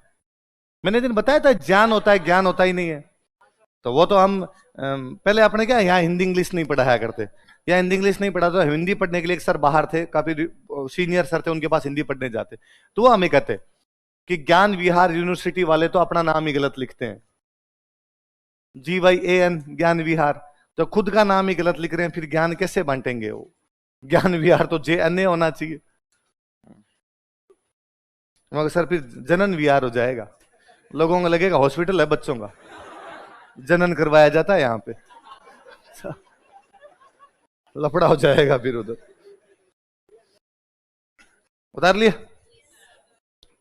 चलो आगे। तो दोबारा बता दो, पहली पार्टी कब बनी? दूसरी? तीसरी? कौन सी पार्टी है ये? कौन सी है? तीनों में एक बंदा कॉमन, ज्वाला प्रसाद जिज्ञासु। इसमें कौन थे? दूसरे वाले में? तीसरे वाले? ज्वाला प्रसाद जिज्ञासु को नहीं बोलोगे? कभी आपसे पूछ ले कि जिज्ञासु कहां का था, तो कहां का था? अगला एक कांड लिखो, तसीमो कांड, तसीमो ट्रेजेडी।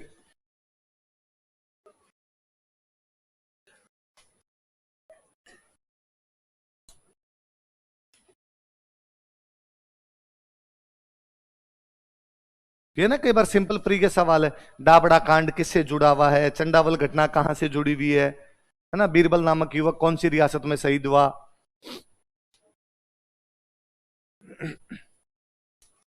तसीमो गांव है धौलपुर में, वहां पर 11 अप्रैल 1947 मतलब आजादी से ठीक पहले, थोड़ा सा टाइम पहले आजादी से, यहाँ पे फायरिंग हो जाती है। और कोई प्रजामंडल वालों की मीटिंग थी, उस पर फायरिंग हुई, 2 एकदम लड़के शहीद हो गए उसमें, यंग से लड़के। एक का नाम था पंचम सिंह, क्या नाम था? एक का नाम था छत्तर सिंह। कौन कौन 2 है बताओ देखे? पंचम सिंह और एक 5 और एक 6। एक थे पंचम सिंह और एक कौन थे? देखो देखो, प्रजामंडल की सभा पर पुलिस द्वारा फायरिंग की गई। Police open firing on assembly of Prajamandal. Prajamandal की सभा पर पुलिस द्वारा फायरिंग की गई। Police open firing on assembly of Prajamandal.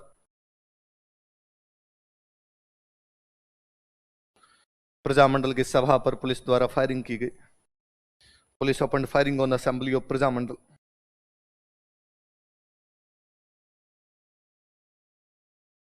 तथा इसमें 2 युवक शहीद हो गए, 2 young man were मार्टेड in it. तथा इसमें 2 युवक शहीद हो गए या 2 कार्यकर्ता शहीद हो गए, 2 workers were मार्टेड in it.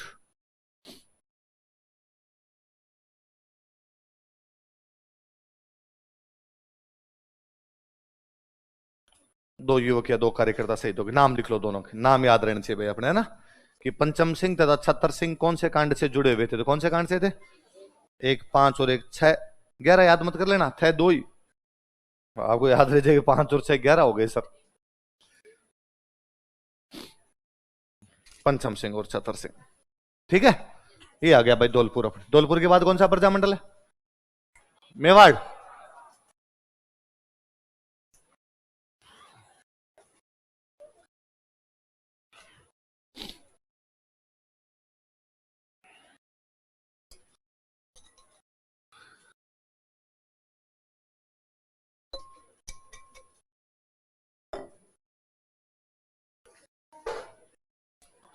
Haripura वाला अधिवेशन हुआ था 1938 में। कब हुआ था? सामान्यतः कांग्रेस के अधिवेशन दिसंबर में होते। कब हुआ करते? ये हुआ था मार्च। कब हुआ था? मार्च में हरिपुरा अधिवेशन होता है। कांग्रेस कहती है कि हम प्रजामंडलों को अपना क्या देते हैं? समर्थन। अप्रैल के अंदर मेवाड़ में प्रजामंडल बन गया। हरिपुरा अधिवेशन के ठीक बाद राजस्थान का जो प्रजामंडल बना था वो कौन सा था? तो कोई पूछेगा हरिपुरा अधिवेशन की ठीक बाद कौन सा प्रजामंडल बनाया गया? तो कौन सा? देख लो, प्रजामंडल की स्थापना हरिपुरा अधिवेशन की ठीक बाद की गई थी। Prajamandal was founded right after Haripura session. Prajamandal की स्थापना हरिपुरा अधिवेशन के ठीक बाद की गई थी। Prajamandal was founded right after Haripura session. Prajamandal की स्थापना हरिपुरा अधिवेशन की ठीक बाद की गई थी। Prajamandal was founded right after Haripura session.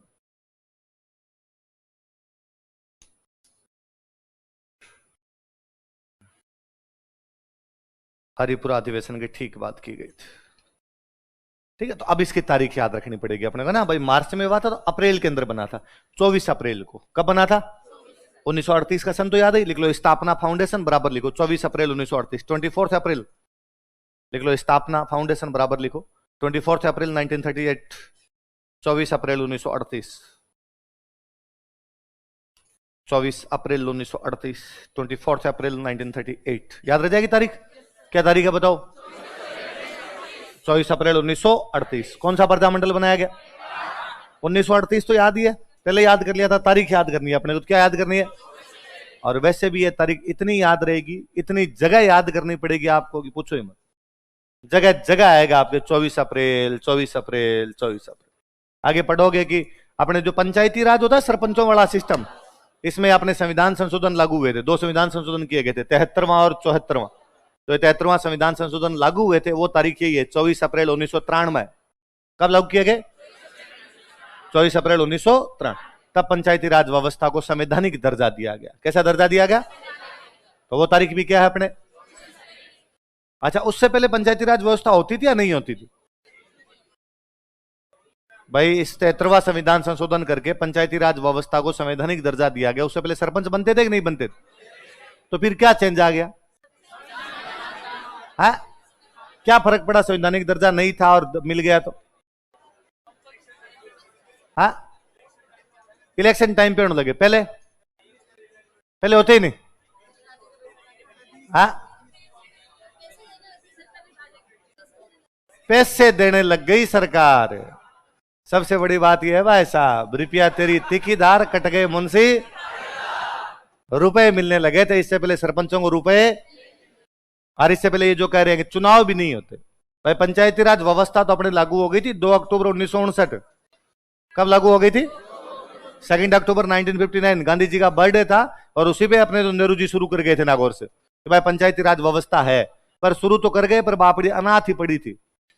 कभी जी में आया तो चुनाव करवा लिए, नहीं जी में आया तो चुनाव, 5 साल चुनाव करवाए, 5 साल बाद में दोबारा कहा कि मरने दो रे, कौन करवाएगा, तो सरपंच किसको, तू ही है रे, तू जो पिछली बार था वही दोबारा सरपंच बन जाएगा। ऐसे एक बार तो 15 साल चुनाव करवाए, 15 साल तक एक ही सरपंच, और पहले रुपए मिलते नहीं थे सरपंचों को, तो जो एक बार सरपंच बनता वो बापड़ा घाटे में ही जाता। भाई रुपए घर से लगाने पड़ते। भाई सरपंच बन गए तो आप चौधरी तो हो ही गए, चौधर तो करनी पड़ेगी, रुपए तो लगाने ही पड़ेंगे। गांव में तो कोई बीमार हो गया, अस्पताल लेके जाना है, सरपंच साहब। कोई छोटा मोटा और काम है गांव के अंदर, साहब कलेक्टर साहब आ गए, खाना खिलाना है, सरपंच साहब। स्कूल में कोई कार्यक्रम करना, लड्डू बंटवाने हैं, तो सरपंच साहब बर्बाद हो जाया करते थे। तो गांव में वैसे किससे कहानियां मिलेंगे आपको कि एक बंदा कि गांव में वैसे सुनाते हैं कई कि ये जो अपने गांव में ये पहले बहुत पैसे वाले थे कि हैं, अब तो एकदम गरीबड़े से हैं, अब तो इतने रुपए नहीं है। अरे के सरपंच बन गए थे। तो सरपंच बनने से तो आदमी अमीर होता है कि नहीं, 3 बार बन गए थे तो और ज्यादा अमीर होने चाहिए कि नहीं रे भाई रे, पहले रुपए तो मिलते थे नहीं, तो जीते थे वो भी बिक बुक आ गए इनके, तो जमीनें बेच बाज के सरपंची कंप्लीट की थी इन लोगों ने तो अपनी। ये 1993 के बाद हुआ है कि एक बार सरपंच तो बोलेरो,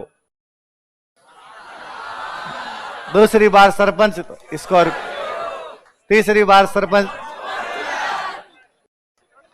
है ना ऐसा। ये जो विकास क्रम अब आया है ये 1993 के, तो वो पवित्र तारीख जब से बोलेरो आनी शुरू हुई कौन सी है? तो गांव में जो सरपंच उनको जा कहना कि धन्यवाद दो तुम 24 अप्रैल को। 24 अप्रैल के बाद 1993 के बाद सरपंचों को क्या दिए जाने लगे? वित्तीय अधिकार, फाइनेंशियल जो राइट्स थे उसके बाद मिले। पंचायतों को पैसे मिलने लगे, पंचायतों को पैसे मिलने लगे तो सरपंचों के पास पैसे पैसे आ गए, है ना। अभी थोड़े दिन पहले सरपंचों ने हड़ताल की थी, यहाँ जयपुर में हड़ताल की, रैली की, बाकायदा बहुत बड़ी रैली, मंत्री के खिलाफ, सरकार के खिलाफ। ये जो मंत्री जी है ना वो हमारे भ्रष्टाचार के मामले खुलवा रहे हैं, और ये कोई भी तरीका अच्छा नहीं, हाँ अच्छा तरीका नहीं है। और हमने कोई भ्रष्टाचार नहीं किया, सब झूठी बातें हैं। मंत्री हमारे पे इल्जाम लगा रहे हैं, कह सकता है भाई कोई भी आदमी मेरे पे आप झूठा आरोप लगाओ तो मैं भी कह दूं, पर वे तमाम सरपंच साहब जो ये कह रहे थे हमने कोई भ्रष्टाचार नहीं किया है, वो सारे स्कॉर्पियो ले लेके आए थे, है ना। और स्कॉर्पियो मतलब जहां हड़ताल थी वहां स्कॉर्पियो की लाइनें लग गई। सरपंच की तनख्वाह होती है शायद 4500 की, 4000 रुपए, 4200 रुपए इतनी तनख्वाह होती। तो जिस आदमी की तनख्वाह 4200 रुपए, 4500 रुपए है, उसके पास स्कॉर्पियो आई कहां से? और यह सवाल हमारे लोकतंत्र में कोई भी पूछता, हम तमाम लोग जानते हैं कि भाई साहब सरपंच वही जीता है जिसके पास। उल्टे गांव वाले बात करते हैं कि मान लो कोई पैसे कमाता नहीं, तो गांव वाले बात करते हैं अब गणेंगो नंबर है, इस बार इसका नंबर है ना, इस बार इसके 30-35 लाख लगवाने ही है। तो गांव वाले मुर्गी ढूंढते हैं, मुर्गी कि किसके 30 लाख इस बार खा सकते हैं अपने। 30 लाख की ढोला मारू चूस जाते हैं, हैं क्या 1-1 करोड़। अरे ये कह रहा है सर कहां जी रहे हो, 1-1 करोड़ तो इतनी ढोला मारू आ जाती है। हाँ किसमें? अच्छा मुंडावर में, अलवर में, अच्छा वहां 1 करोड़ रुपए सरपंच के। सरपंच साहब के पास इतने में तो एमएलए लड़ लेते यार। हाँ तो अब क्या है, अब ब्लैक डॉग भी थे ना ब्लैक डॉग नहीं तो गांव वालों को समझ में नहीं आता। अरे इसका मैं चक्कर बताता हूं, क्योंकि इससे नशा नहीं होता। गांव वालों को वो चाहिए कि गटगट गटगट, ये ठेके के साइड में गए, थैली सीधी चूसी, सीधी कंठों के नीचे उतरी, खारी खारी लगी, थोड़ी भुजिए उजिए खाए, आंखें लाल भी हाथों हाथ। ब्लैक डॉग नहीं, मैं तो कई शादियों में देखता हूं ना कि तो कोई थोड़ी महंगी दारू होती है, गांव वाले 3-4 पैक लेते हैं। अरे पानी, अरे पानी क्या है, कुछ कर ही नहीं रही, असर ही नहीं दिखा रही है। अरे कहीं तो ढोला मारू दो रहे, छोटे वाला पब्बा लाओ, अभी हाथों हाथ हो जाएगी। वो तो यार असर ही नहीं कर रही होती है। हाँ, पर खाई जाते होंगे जी। और कुछ फिर गांव में वैसे भी तो ले लेते हैं, पैसे दो, 5 वोट है 50,000 दो, है ना। तो ये भाई रुपए के बदले में, तो लोकतंत्र का असली मजा उधर गांव के अंदर ही आता है। सरपंच वाले में एक एक वोट की कीमत क्या होती है रमेश बाबू, ये बताइए किसके चुनाव में चलता है।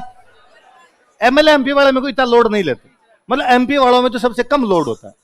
मुझे लगता है भारत में सबसे सरल एमपी का चुनाव जीतना है। पार्टी की वोट है, पार्टी की वोट मिल जाए भाई। हमेशा मैं कहता हूं कि अपने जयपुर में 2 बार से एमपी है रामचरण बोहरा, पूरा जयपुर भी नहीं जानता उनको। जयपुर वाले को अचानक मैं पूछ लूं जयपुर वालों से कि तुम्हारा एमपी कौन है, कि सर है तो सही सर, एमपी होता तो है सर हमारे भी। हाँ, अशोक गहलोत नहीं कि सर हमारा एमपी, अरे नहीं रे, एमपी अलग होता है।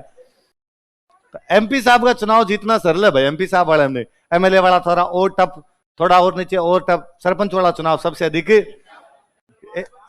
वार्ड पंच बेटा कई बार वार्ड पंच में टिका देते हैं किसी को। गांव वाले मजे लेने में इतने आगे होते हैं कि इस बार इसमें इसके नीचे आना चाहिए। तो वैसे वैसे भाई 24 अप्रैल की तारीख याद रह जाएगी आपके। और याद रखने 24 अप्रैल तेंदुलकर का बर्थडे है, सचिन तेंदुलकर का बर्थडे है 24 अप्रैल 1973। हाँ हाँ, केशवानंद भारती का मामला सेम, तेंदुलकर का बर्थडे वो सेम है ना। आप आगे जब पॉलिटी पढ़ोगे तो पॉलिटी में पढ़ोगे, एक केरल के एक बाबा जी थे जी केशवानंद भारती, क्या नाम था। केरल सरकार उनकी जमीन खा गई, केरल सरकार ने उनकी जमीन पे क्या कर लिया, कब्जा कर लिया। तो वो कोर्ट में चले गए, तो उनके कोर्ट का जो फैसला आया था वो इसी तारीख को आया था, 24 अप्रैल 1973। कब आया था, तो उसी दिन केशवानंद भारती वाले मामले का डिसीजन आ रहा था, उसी दिन तेंदुलकर का, इधर तेंदुलकर पैदा हो रहा था, उधर केशवानंद भारती का क्या आ रहा था। तो मेवाड़ प्रजामंडल भी 24 अप्रैल और तेंदुलकर का बर्थडे भी 24 अप्रैल। आगे कितने 38 में तो प्रजामंडल तेंदुलकर 1973। कब है, पहले तेंदुलकर बहुत छोटा था, तभी उसे इंडियन टीम में ले लिया गया। मतलब पहले इंडियन टीम में रूल ही थे भाई, 16 साल से कम उम्र वाले को तो नेशनल टीम में लेंगे नहीं। तेंदुलकर 15 साल 10 महीने का था, इतने में ले गए थे। पाकिस्तान अच्छा खेलता था, क्यों ले गए, क्यों, तो किस लिए, अच्छा खेल रहा था उसके लिए नियम चेंज करवाए कि भाई नियम चेंज किए जाए और खिलाया जाए इस लड़के को। तो लेके गए। पाकिस्तान के खिलाफ 5 मैचों की कोई टेस्ट सीरीज थी, तो शायद पहला मैच ही था जिसमें वो वकारिनुस थोड़ी बोल देता है, नाक पे खून आने लग गया, यहां लगी थी बॉल जाके, तो नाक पे खून आने लग गया था। तो वो पास में अब्दुल कादिर उधर फील्डिंग कर रहा था, तो अब्दुल कादिर ने और इंडिया का जो सामने इधर प्लेयर बैटिंग कर रहा था उसको कहा, सिद्धू नहीं था कोई दूसरा प्लेयर था, उसको जाके कहा कि बच्चे को दूध पिला के लाओ रे, दूध पिला के लाना। हाँ कुछ बता रहा था, हाथ खड़ा किया तो, इस बच्चे को दूध पिला के लाना। 1 साल बाद शारजहां के अंदर एक वनडे मैच था, उसमें तेंदुलकर अब्दुल कादिर के लगातार 6 बॉलों में 6 चौके मार देता है। उधर इस बार वापस जो अपने करा उसने कहा पिला ले यार, प्यार करके लाया हम, चिंता मत कर तू। तेंदुलकर बहुत छोटा सा खेल, तो एकदम छोटे से एकदम छोटा सा चेहरा भी वैसा, बोली भी वो मैन ऑफ द मैच की जो बोली भी है, उस समय जो प्रेस कॉन्फ्रेंस में बोल भी रहा था, अला यूं मराठी लैंग्वेज के अंदर वैसे बोलता हुआ। और फिर देख लो आप डेडिकेशन क्या चीज होती है, कि वो 1989 में आया था, 2013 में रिटायर हुआ है, लगातार खेला है, सिंगल मैच में ड्रॉप नहीं हुआ। ये कंसिस्टेंसी है किसी की, कि कोई लगातार कैसे अपने आप को 24-25 साल तक इस लेवल पर रख सकता है, वो तेंदुलकर से सीखा जा सकता है। अपने से लगातार 7 दिन पढ़ाई नहीं हो, है ना, जिसमें कुछ ही नहीं भाई, कोचिंग में पढ़ना है, घर पे जाके सेम चीजें याद करनी है। उसमें भी अपने को लगता है कि सर मैं तो लो फील कर रहा हूं आजकल, तो मेरे तो डिप्रेशन आ गया, भगवान जाने कहां से सीख के आता है क्या। हाँ आजकल तो सर मुझे कुछ समझ में नहीं आ रहा है, आज पहले भी नहीं आ रहा होगा या आजकल भी आ रहा होगा, तेरे मन का वहम ही हो रखा है। तो वो बात है, तो भाई अपने तेंदुलकर से सीखने की चीज है। तो स्थापना कब हुई थी, लिखो, संस्थापक लिखो,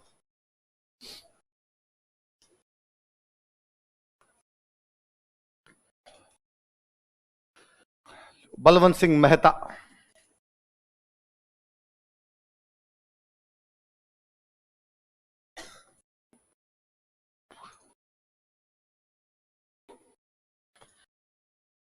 भूरेलाल बया।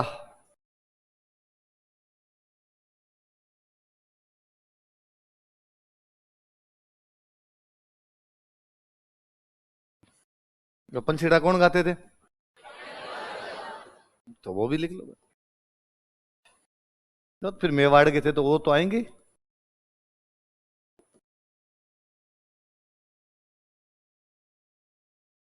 माणिक्यलाल वर्मा। नाम बताओ देखे। माणिक्यलाल। अच्छा, ये जो प्रजामंडल बना था बलवंत सिंह मेहता के घर पे बना था। बलवंत सिंह मेहता के घर का नाम था साहित्य कुटीर। क्या नाम था? नीचे एक लाइन और लिख लो।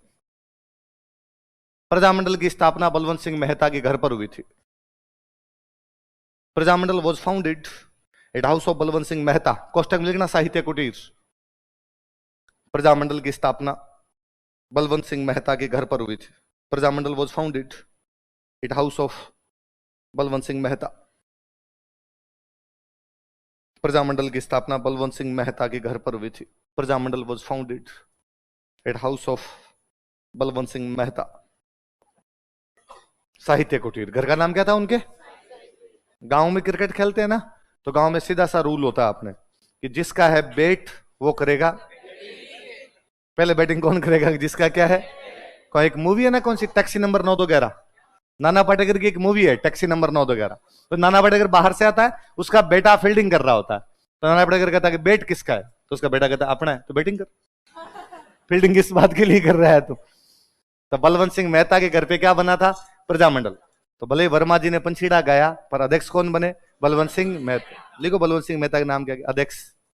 उन्होंने कहा मेरे घर पे बन रहा है। अरे उनके नाम क्या आगे? बलवंत सिंह मेहता के नाम क्या आगे लिखा? अध्यक्ष। क्या है बलवंत सिंह? पीछे खोल, वापस रजिस्टर पीछे कर। नाम क्या आगे लिखा? अध्यक्ष। ये मैं बताऊंगा बलवंत सिंह मेहता कहां लिखा? अच्छा, बुरेलाल बया को कहा कि भाई आप उपाध्यक्ष लिख लो। उपाध्यक्ष। President, deputy president, vice president? Vice president. Maniklal Verma ने कहा यार पंछीड़ा तो मैंने सुना है, इतना जुल्म तो मत करो यार। तो कहा महामंत्री लिख लो। महामंत्री, इंग्लिश में महामंत्री लिख लेना। तो अध्यक्ष कौन बनाएंगे? बलवंत सिंह मेहता। उपाध्यक्ष कौन बनाएंगे? और महामंत्री कौन बनाएगा? ये बात पता चली राजा को कि भाई साहब वर्मा जी ने क्या गया है?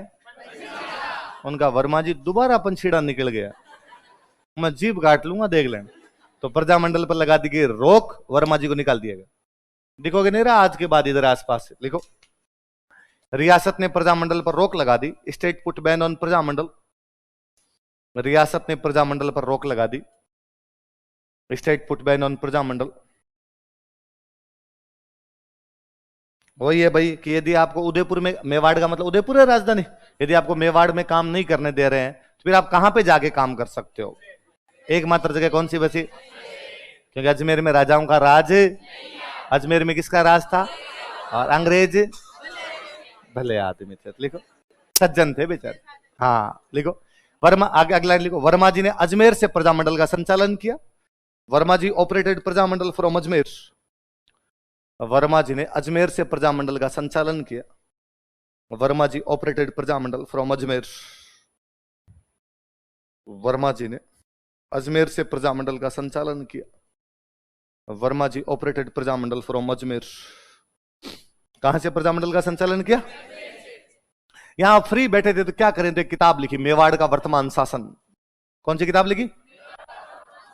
लिख लो। वर्मा जी ने यहां पर मेवाड़ का वर्तमान शासन नामक पुस्तक लिखी। Verma ji wrote a book named Mewar का वर्तमान शासन ईयर। वर्मा जी ने यहां पर मेवाड़ का वर्तमान शासन नामक पुस्तक लिखी। Verma ji wrote a book named Mewar का वर्तमान शासन ईयर। वर्मा जी ने यहां पर मेवाड़ का वर्तमान शासन नामक पुस्तक लिखी।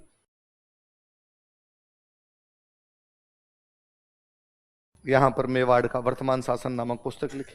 अब मुझे बताओ, वर्मा जी लिखेंगे मेवाड़ का वर्तमान शासन, तो शासन की तारीफ करेंगे कि आलोचना? आलोचना करेंगे। लिखो। तथा इसमें मेवाड़ के शासन की आलोचना की गई। And administration of Mewar was criticised in it.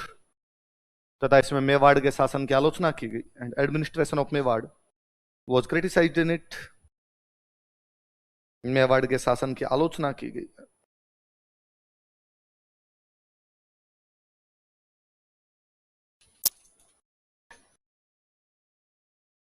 Mewar के शासन की क्या की गई? आलोचना की गई इसके अंदर। अब रियासत ने कहा गिरफ्तार करो। नेताओं को गिरफ्तार करना शुरू करो। उधर से प्रजामंडल ने कहा कि यदि आप हम पर रोक लगाएंगे तो हम तुम्हारे खिलाफ क्या चलाओगे, आंदोलन चलाएंगे आपके खिलाफ, यदि आप हमारे खिलाफ रोक लगाएंगे। आंदोलन कैसे? तो भाई आपने कहा कि हम मीटिंग नहीं कर सकते, हम तो मीटिंग करेंगे, तुम्हें पकड़ना हो तो हमें पकड़ लो। ऐसा आंदोलन जो अहिंसक तरीके से किया जाए क्या कहलाता है? सत्याग्रह है। क्या कहलाता है? तो मेवाड़ रियासत ने क्या शुरू कर दिया? मेवाड़ प्रजामंडल है ना, मेवाड़ प्रजामंडल ने सत्याग्रह प्रारंभ किया। Mewar Prajamandal started Satyagraha.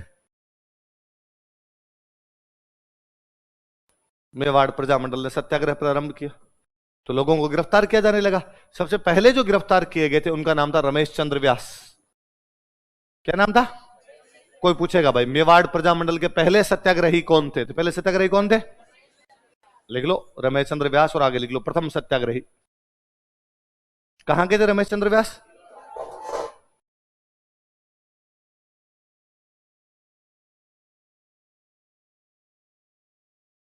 First Satyagrahi.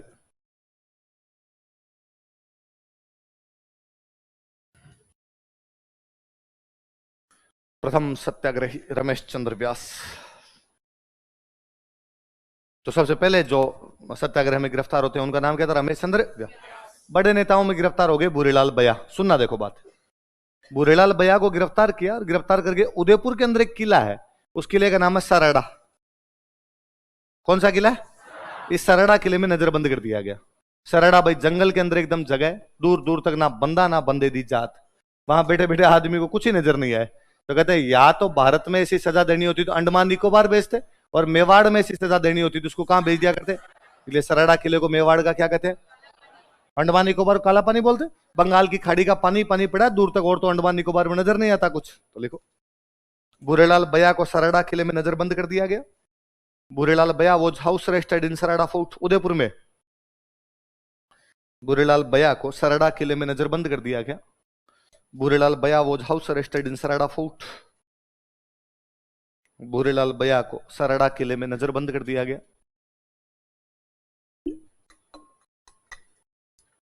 Bhurelal Baya was house arrested in Sarada fort. Sarada किले में नजरबंद कर दिया गया। किसको? नीचे एक लाइन में लिखा सरड़ा किले को मेवाड़ का काला पानी कहा जाता है। सरड़ा फोर्ट इज कॉल्ड एज काला पानी ऑफ मेवाड़।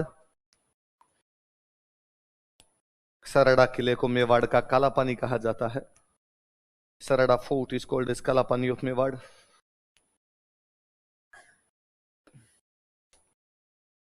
सरड़ा किले को मेवाड़ का काला पानी कहा जाता है। सरड़ा फोर्ट इज कॉल्ड एज काला पानी ऑफ मेवाड़। क्या कहा जाता है इसे? मेवाड़ का काला पानी कहा जाता है। माणिकलाल वर्मा अजमेर आ गए। अजमेर में आप गिरफ्तार कर नहीं सकते, अजमेर में राजा का राज है। वर्मा जी और तेज पड़े। वर्मा जी भाई ये अजमेर इधर, ये मेवाड़, और वर्मा जी एकदम बाउंड्री की गांव के अंदर। यहां पे जा जाके मेवाड़ को गालियां निकाले। मेवाड़ वाले उधर खड़े कि तुम इधर आओ हम गिरफ्तार कर लेंगे। वर्मा जी के पकड़ के दिखा, इधर आके दिखा दे तुम। पर एक दिन भाई वर्मा जी थोड़े से एक्साइटेड ज्यादा हो गए। एकदम बाउंड्री पे गांव था, गांव का नाम था ऊंचा। क्या नाम था? मेवाड़ वालों ने वहां से वर्मा जी को ऊंचा ऊंचा ही उठा लिया, पकड़ ले गए। उन्होंने कहा हाँ वैसा, एक टांग इधर आई थी पकड़ लो तो करके वर्मा जी को ले गए। इतनी पिटाई की, भयंकर पिटाई की कि वर्मा जी बताने लायक नहीं थे, है ना, कहां डंडे मारे हैं। गांधी जी एक अखबार निकाला करते हरिजन। कौन सा अखबार निकालते थे? गांधी जी हरिजन अखबार में इस बात की आलोचना करते। गांधी जी ने ऐसे भी कोई पीड़ता है? थोड़ा बहुत तो ध्यान रखते हैं। लिखो माणिकलाल वर्मा को भी गिरफ्तार कर लिया गया। Maniklal Verma was also arrested. Verma ji बहुत दिन में पंछीड़े गाते, पांकड़े तोड़ो रे पंछीड़े के। माणिकलाल वर्मा को भी गिरफ्तार कर लिया गया। Maniklal Verma was also arrested. क्या है? वर्मा जी गिरफ्तार हुए, तुम हंस रहे हो। थोड़ा दुख दिखाओ। वर्मा जी गिरफ्तार हो गए। देखो गांधी जी ने हरिजन समाचार पत्र में इसकी आलोचना की थी। गांधी जी ने हरिजन समाचार पत्र में इसकी आलोचना की थी। Gandhi ji criticised it in newspaper named Harijan. Gandhi ji के दो अखबारों के नाम याद कर लिया हमने, यंग इंडिया और हरिजन, है ना। गांधी जी ने हरिजन समाचार पत्र में इसकी आलोचना की थी। किसकी आलोचना? गिरफ्तारी की, है ना। Gandhi ji criticised it in his newspaper named Harijan. Gandhi ji ने हरिजन समाचार पत्र में इसकी आलोचना की थी। Gandhi ji criticised it in newspaper named Harijan. पर थोड़े दिनों में जी मेवाड़ के राजा को याद आ गई। मेवाड़ के राजा ने कहा, वर्मा जी कितने दिन हो गए पंछेड़े सुने हुए, सुनाओ यार। वर्मा जी ने कहा, जेल से छोड़ना पड़ेगा कि छोड़ दे। कहा, मैं अधिवेशन करूंगा, अधिवेशन में सुनाऊंगा पंछेड़ा। अरे कर लो अधिवेशन कर लो। तो मेवाड़ प्रजामंडल का पहला अधिवेशन हुआ था उदयपुर में 1941 में। कब हुआ? कब हुआ? 1941। कहां पे हुआ? लिखो, प्रथम अधिवेशन, फर्स्ट सेशन। प्रथम अधिवेशन, फर्स्ट सेशन।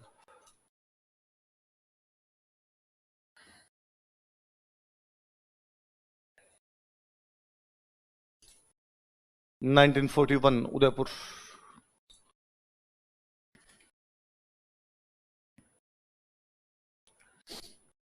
फर्स्ट सेशन कब हुआ था? 1941। कहां पे बुलाया गया? अध्यक्ष वर्मा जी बनेंगे। लिखो, अध्यक्ष माणिक्यलाल वर्मा। तो प्रजामंडल के पहले अधिवेशन की अध्यक्षता किसने की थी? माणिक्यलाल वर्मा।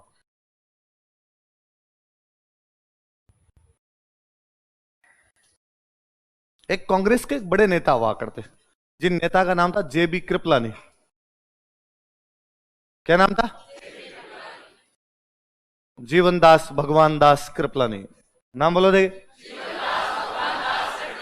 मार साहब थे मेरी तरह, तो पूरा नाम था आचार्य जीवन दास भगवान दास कृपलानी। पूरा नाम बोलो। क्या नाम था? आचार्य जीवन दास भगवान दास। याद रखना, एक बार सवाल है कि अपने स्वतंत्रता सेनानी जीते हुए तो उनमें मार साहब कौन थे? आचार्य जीवन दास भगवान दास। और इन्हीं की पत्नी थे सुचेता कृपलानी। पत्नी का नाम क्या था? जो भारत के किसी भी राज्य की पहली महिला राज्यपाल मुख्यमंत्री, यूपी की मुख्यमंत्री। कहां की मुख्यमंत्री? तो सुचेता कृपलानी जो थे वो किसकी पत्नी थे? आचार्य जीवनदास भगवान दास। इस प्रजामंडल का जो पहला अधिवेशन हुआ था, इसकी उद्घाटन करने के लिए जेबी कृपलानी आए थे। याद रहेगी? देखो देखो, जेबी कृपलानी ने अधिवेशन का उद्घाटन किया। जेबी कृपलानी इनोग्रेटेड सेशन। जेबी कृपलानी ने अधिवेशन का उद्घाटन किया। जेबी कृपलानी इनोग्रेटेड सेशन। जेबी कृपलानी इनोग्रेशन, इनोग्रेशन करना, इनोग्रेटेड सेशन। नेहरू जी वाले बहन का भी हम नाम पढ़ रहे थे, क्या नाम था बताओ? विजयलक्ष्मी पंडित। अच्छा, कांग्रेस का उस समय जब आंदोलन चल रहे थे तो खादी, खादी के कपड़ों पे ज्यादा ध्यान देते, तो यहां पे खादी की एक एग्जीबिशन लगाई गई। खादी वाली एग्जीबिशन का उद्घाटन जिन्होंने किया था वो कौन थी? विजयलक्ष्मी पंडित। लिख लो, विजयलक्ष्मी पंडित ने खादी प्रदर्शनी का उद्घाटन किया। विजयलक्ष्मी पंडित इनोग्रेटेड खादी एग्जीबिशन। विजयलक्ष्मी पंडित ने खादी प्रदर्शनी का उद्घाटन किया। विजयलक्ष्मी पंडित इनोग्रेटेड खादी एग्जीबिशन, खादी प्रदर्शनी का उद्घाटन किया।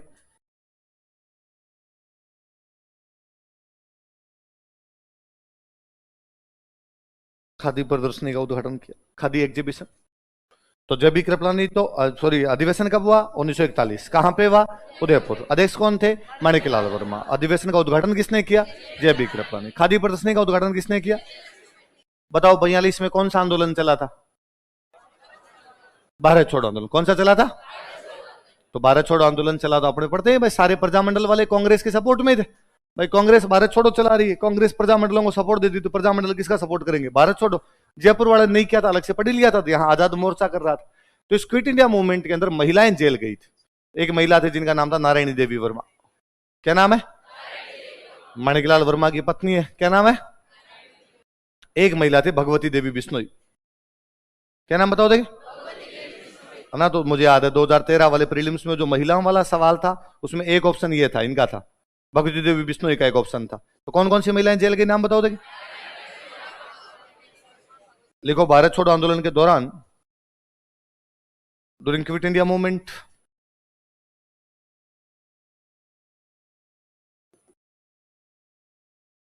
भारत छोड़ो आंदोलन के दौरान, during quit India movement, Bhagwati Devi Bishnoi तथा सॉरी नारायण देवी वर्मा तथा भगवती देवी बिश्नोई जेल गई थी, क्या को जेल भेजा गया था, ये लिख लो। नारायण देवी वर्मा तथा भगवती देवी बिश्नोई को जेल भेजा गया था। Narayan Devi Verma and Bhagwati Devi Bishnoi were sent to jail. Narayani Devi Verma तथा भगवती देवी बिश्नोई को जेल भेज दिया गया था या जेल भेजा गया था, वर सेंट टू जेल।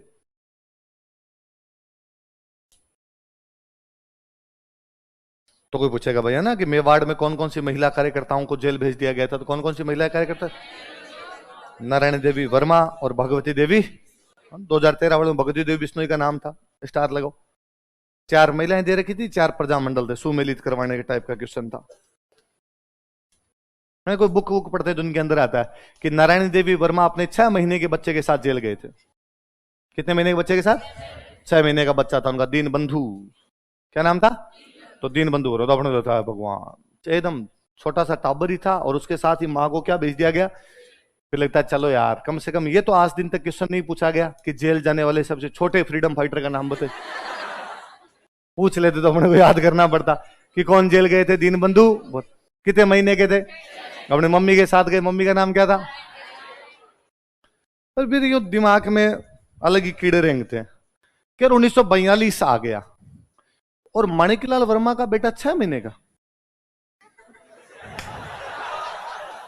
वर्मा जी कई सालों से पंछेड़े गा रहे हैं।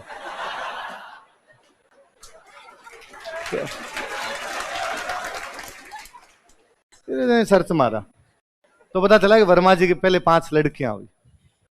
पहले 5 क्या हुई? ठीक है, इंडियन सोसाइटी की सामान्य टेंडेंसी है कि बेटा होना चाहिए, और जब तक बेटा नहीं होता है लोग बुढ़ापे तक जुझारू प्रदर्शन करते ही इस मामले।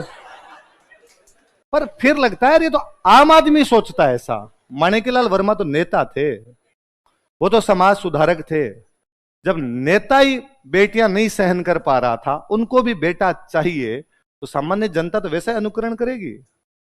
तब लगता है कि यार हम नेताओं की श्रेणी में किन को रख रहे हैं, किन को नहीं रख रहे हैं, हमने ये सोचा ही नहीं कि भाई ये तो सामान्य है कि गांव के अंदर ज्यादा बाइयां होने लग जाती है, तो गांव में बड़ा जोरदार रिवाज है। या तो बाद में जब 3-4 लड़कियां होगी तो बाद लड़कियों के नाम लड़कों जैसे रखते हैं। लड़कियों का नाम रख देंगे मुकेश, राकेश, सुरेश, ऐसे नाम, ताकि अगला भाई लेके आए। या बात इधर गंगानगर साइड में और जोरदार है कि लड़कियों का नाम रखते हैं बस करो, बस करो। है ना? इधर मारवाड़ साइड में लड़कियों का नाम रखते हैं दापू, दाप गया। अब जितनी होनी थी होती, अब आगे आने की आवश्यकता। चलो कल पढ़ेंगे बाकी।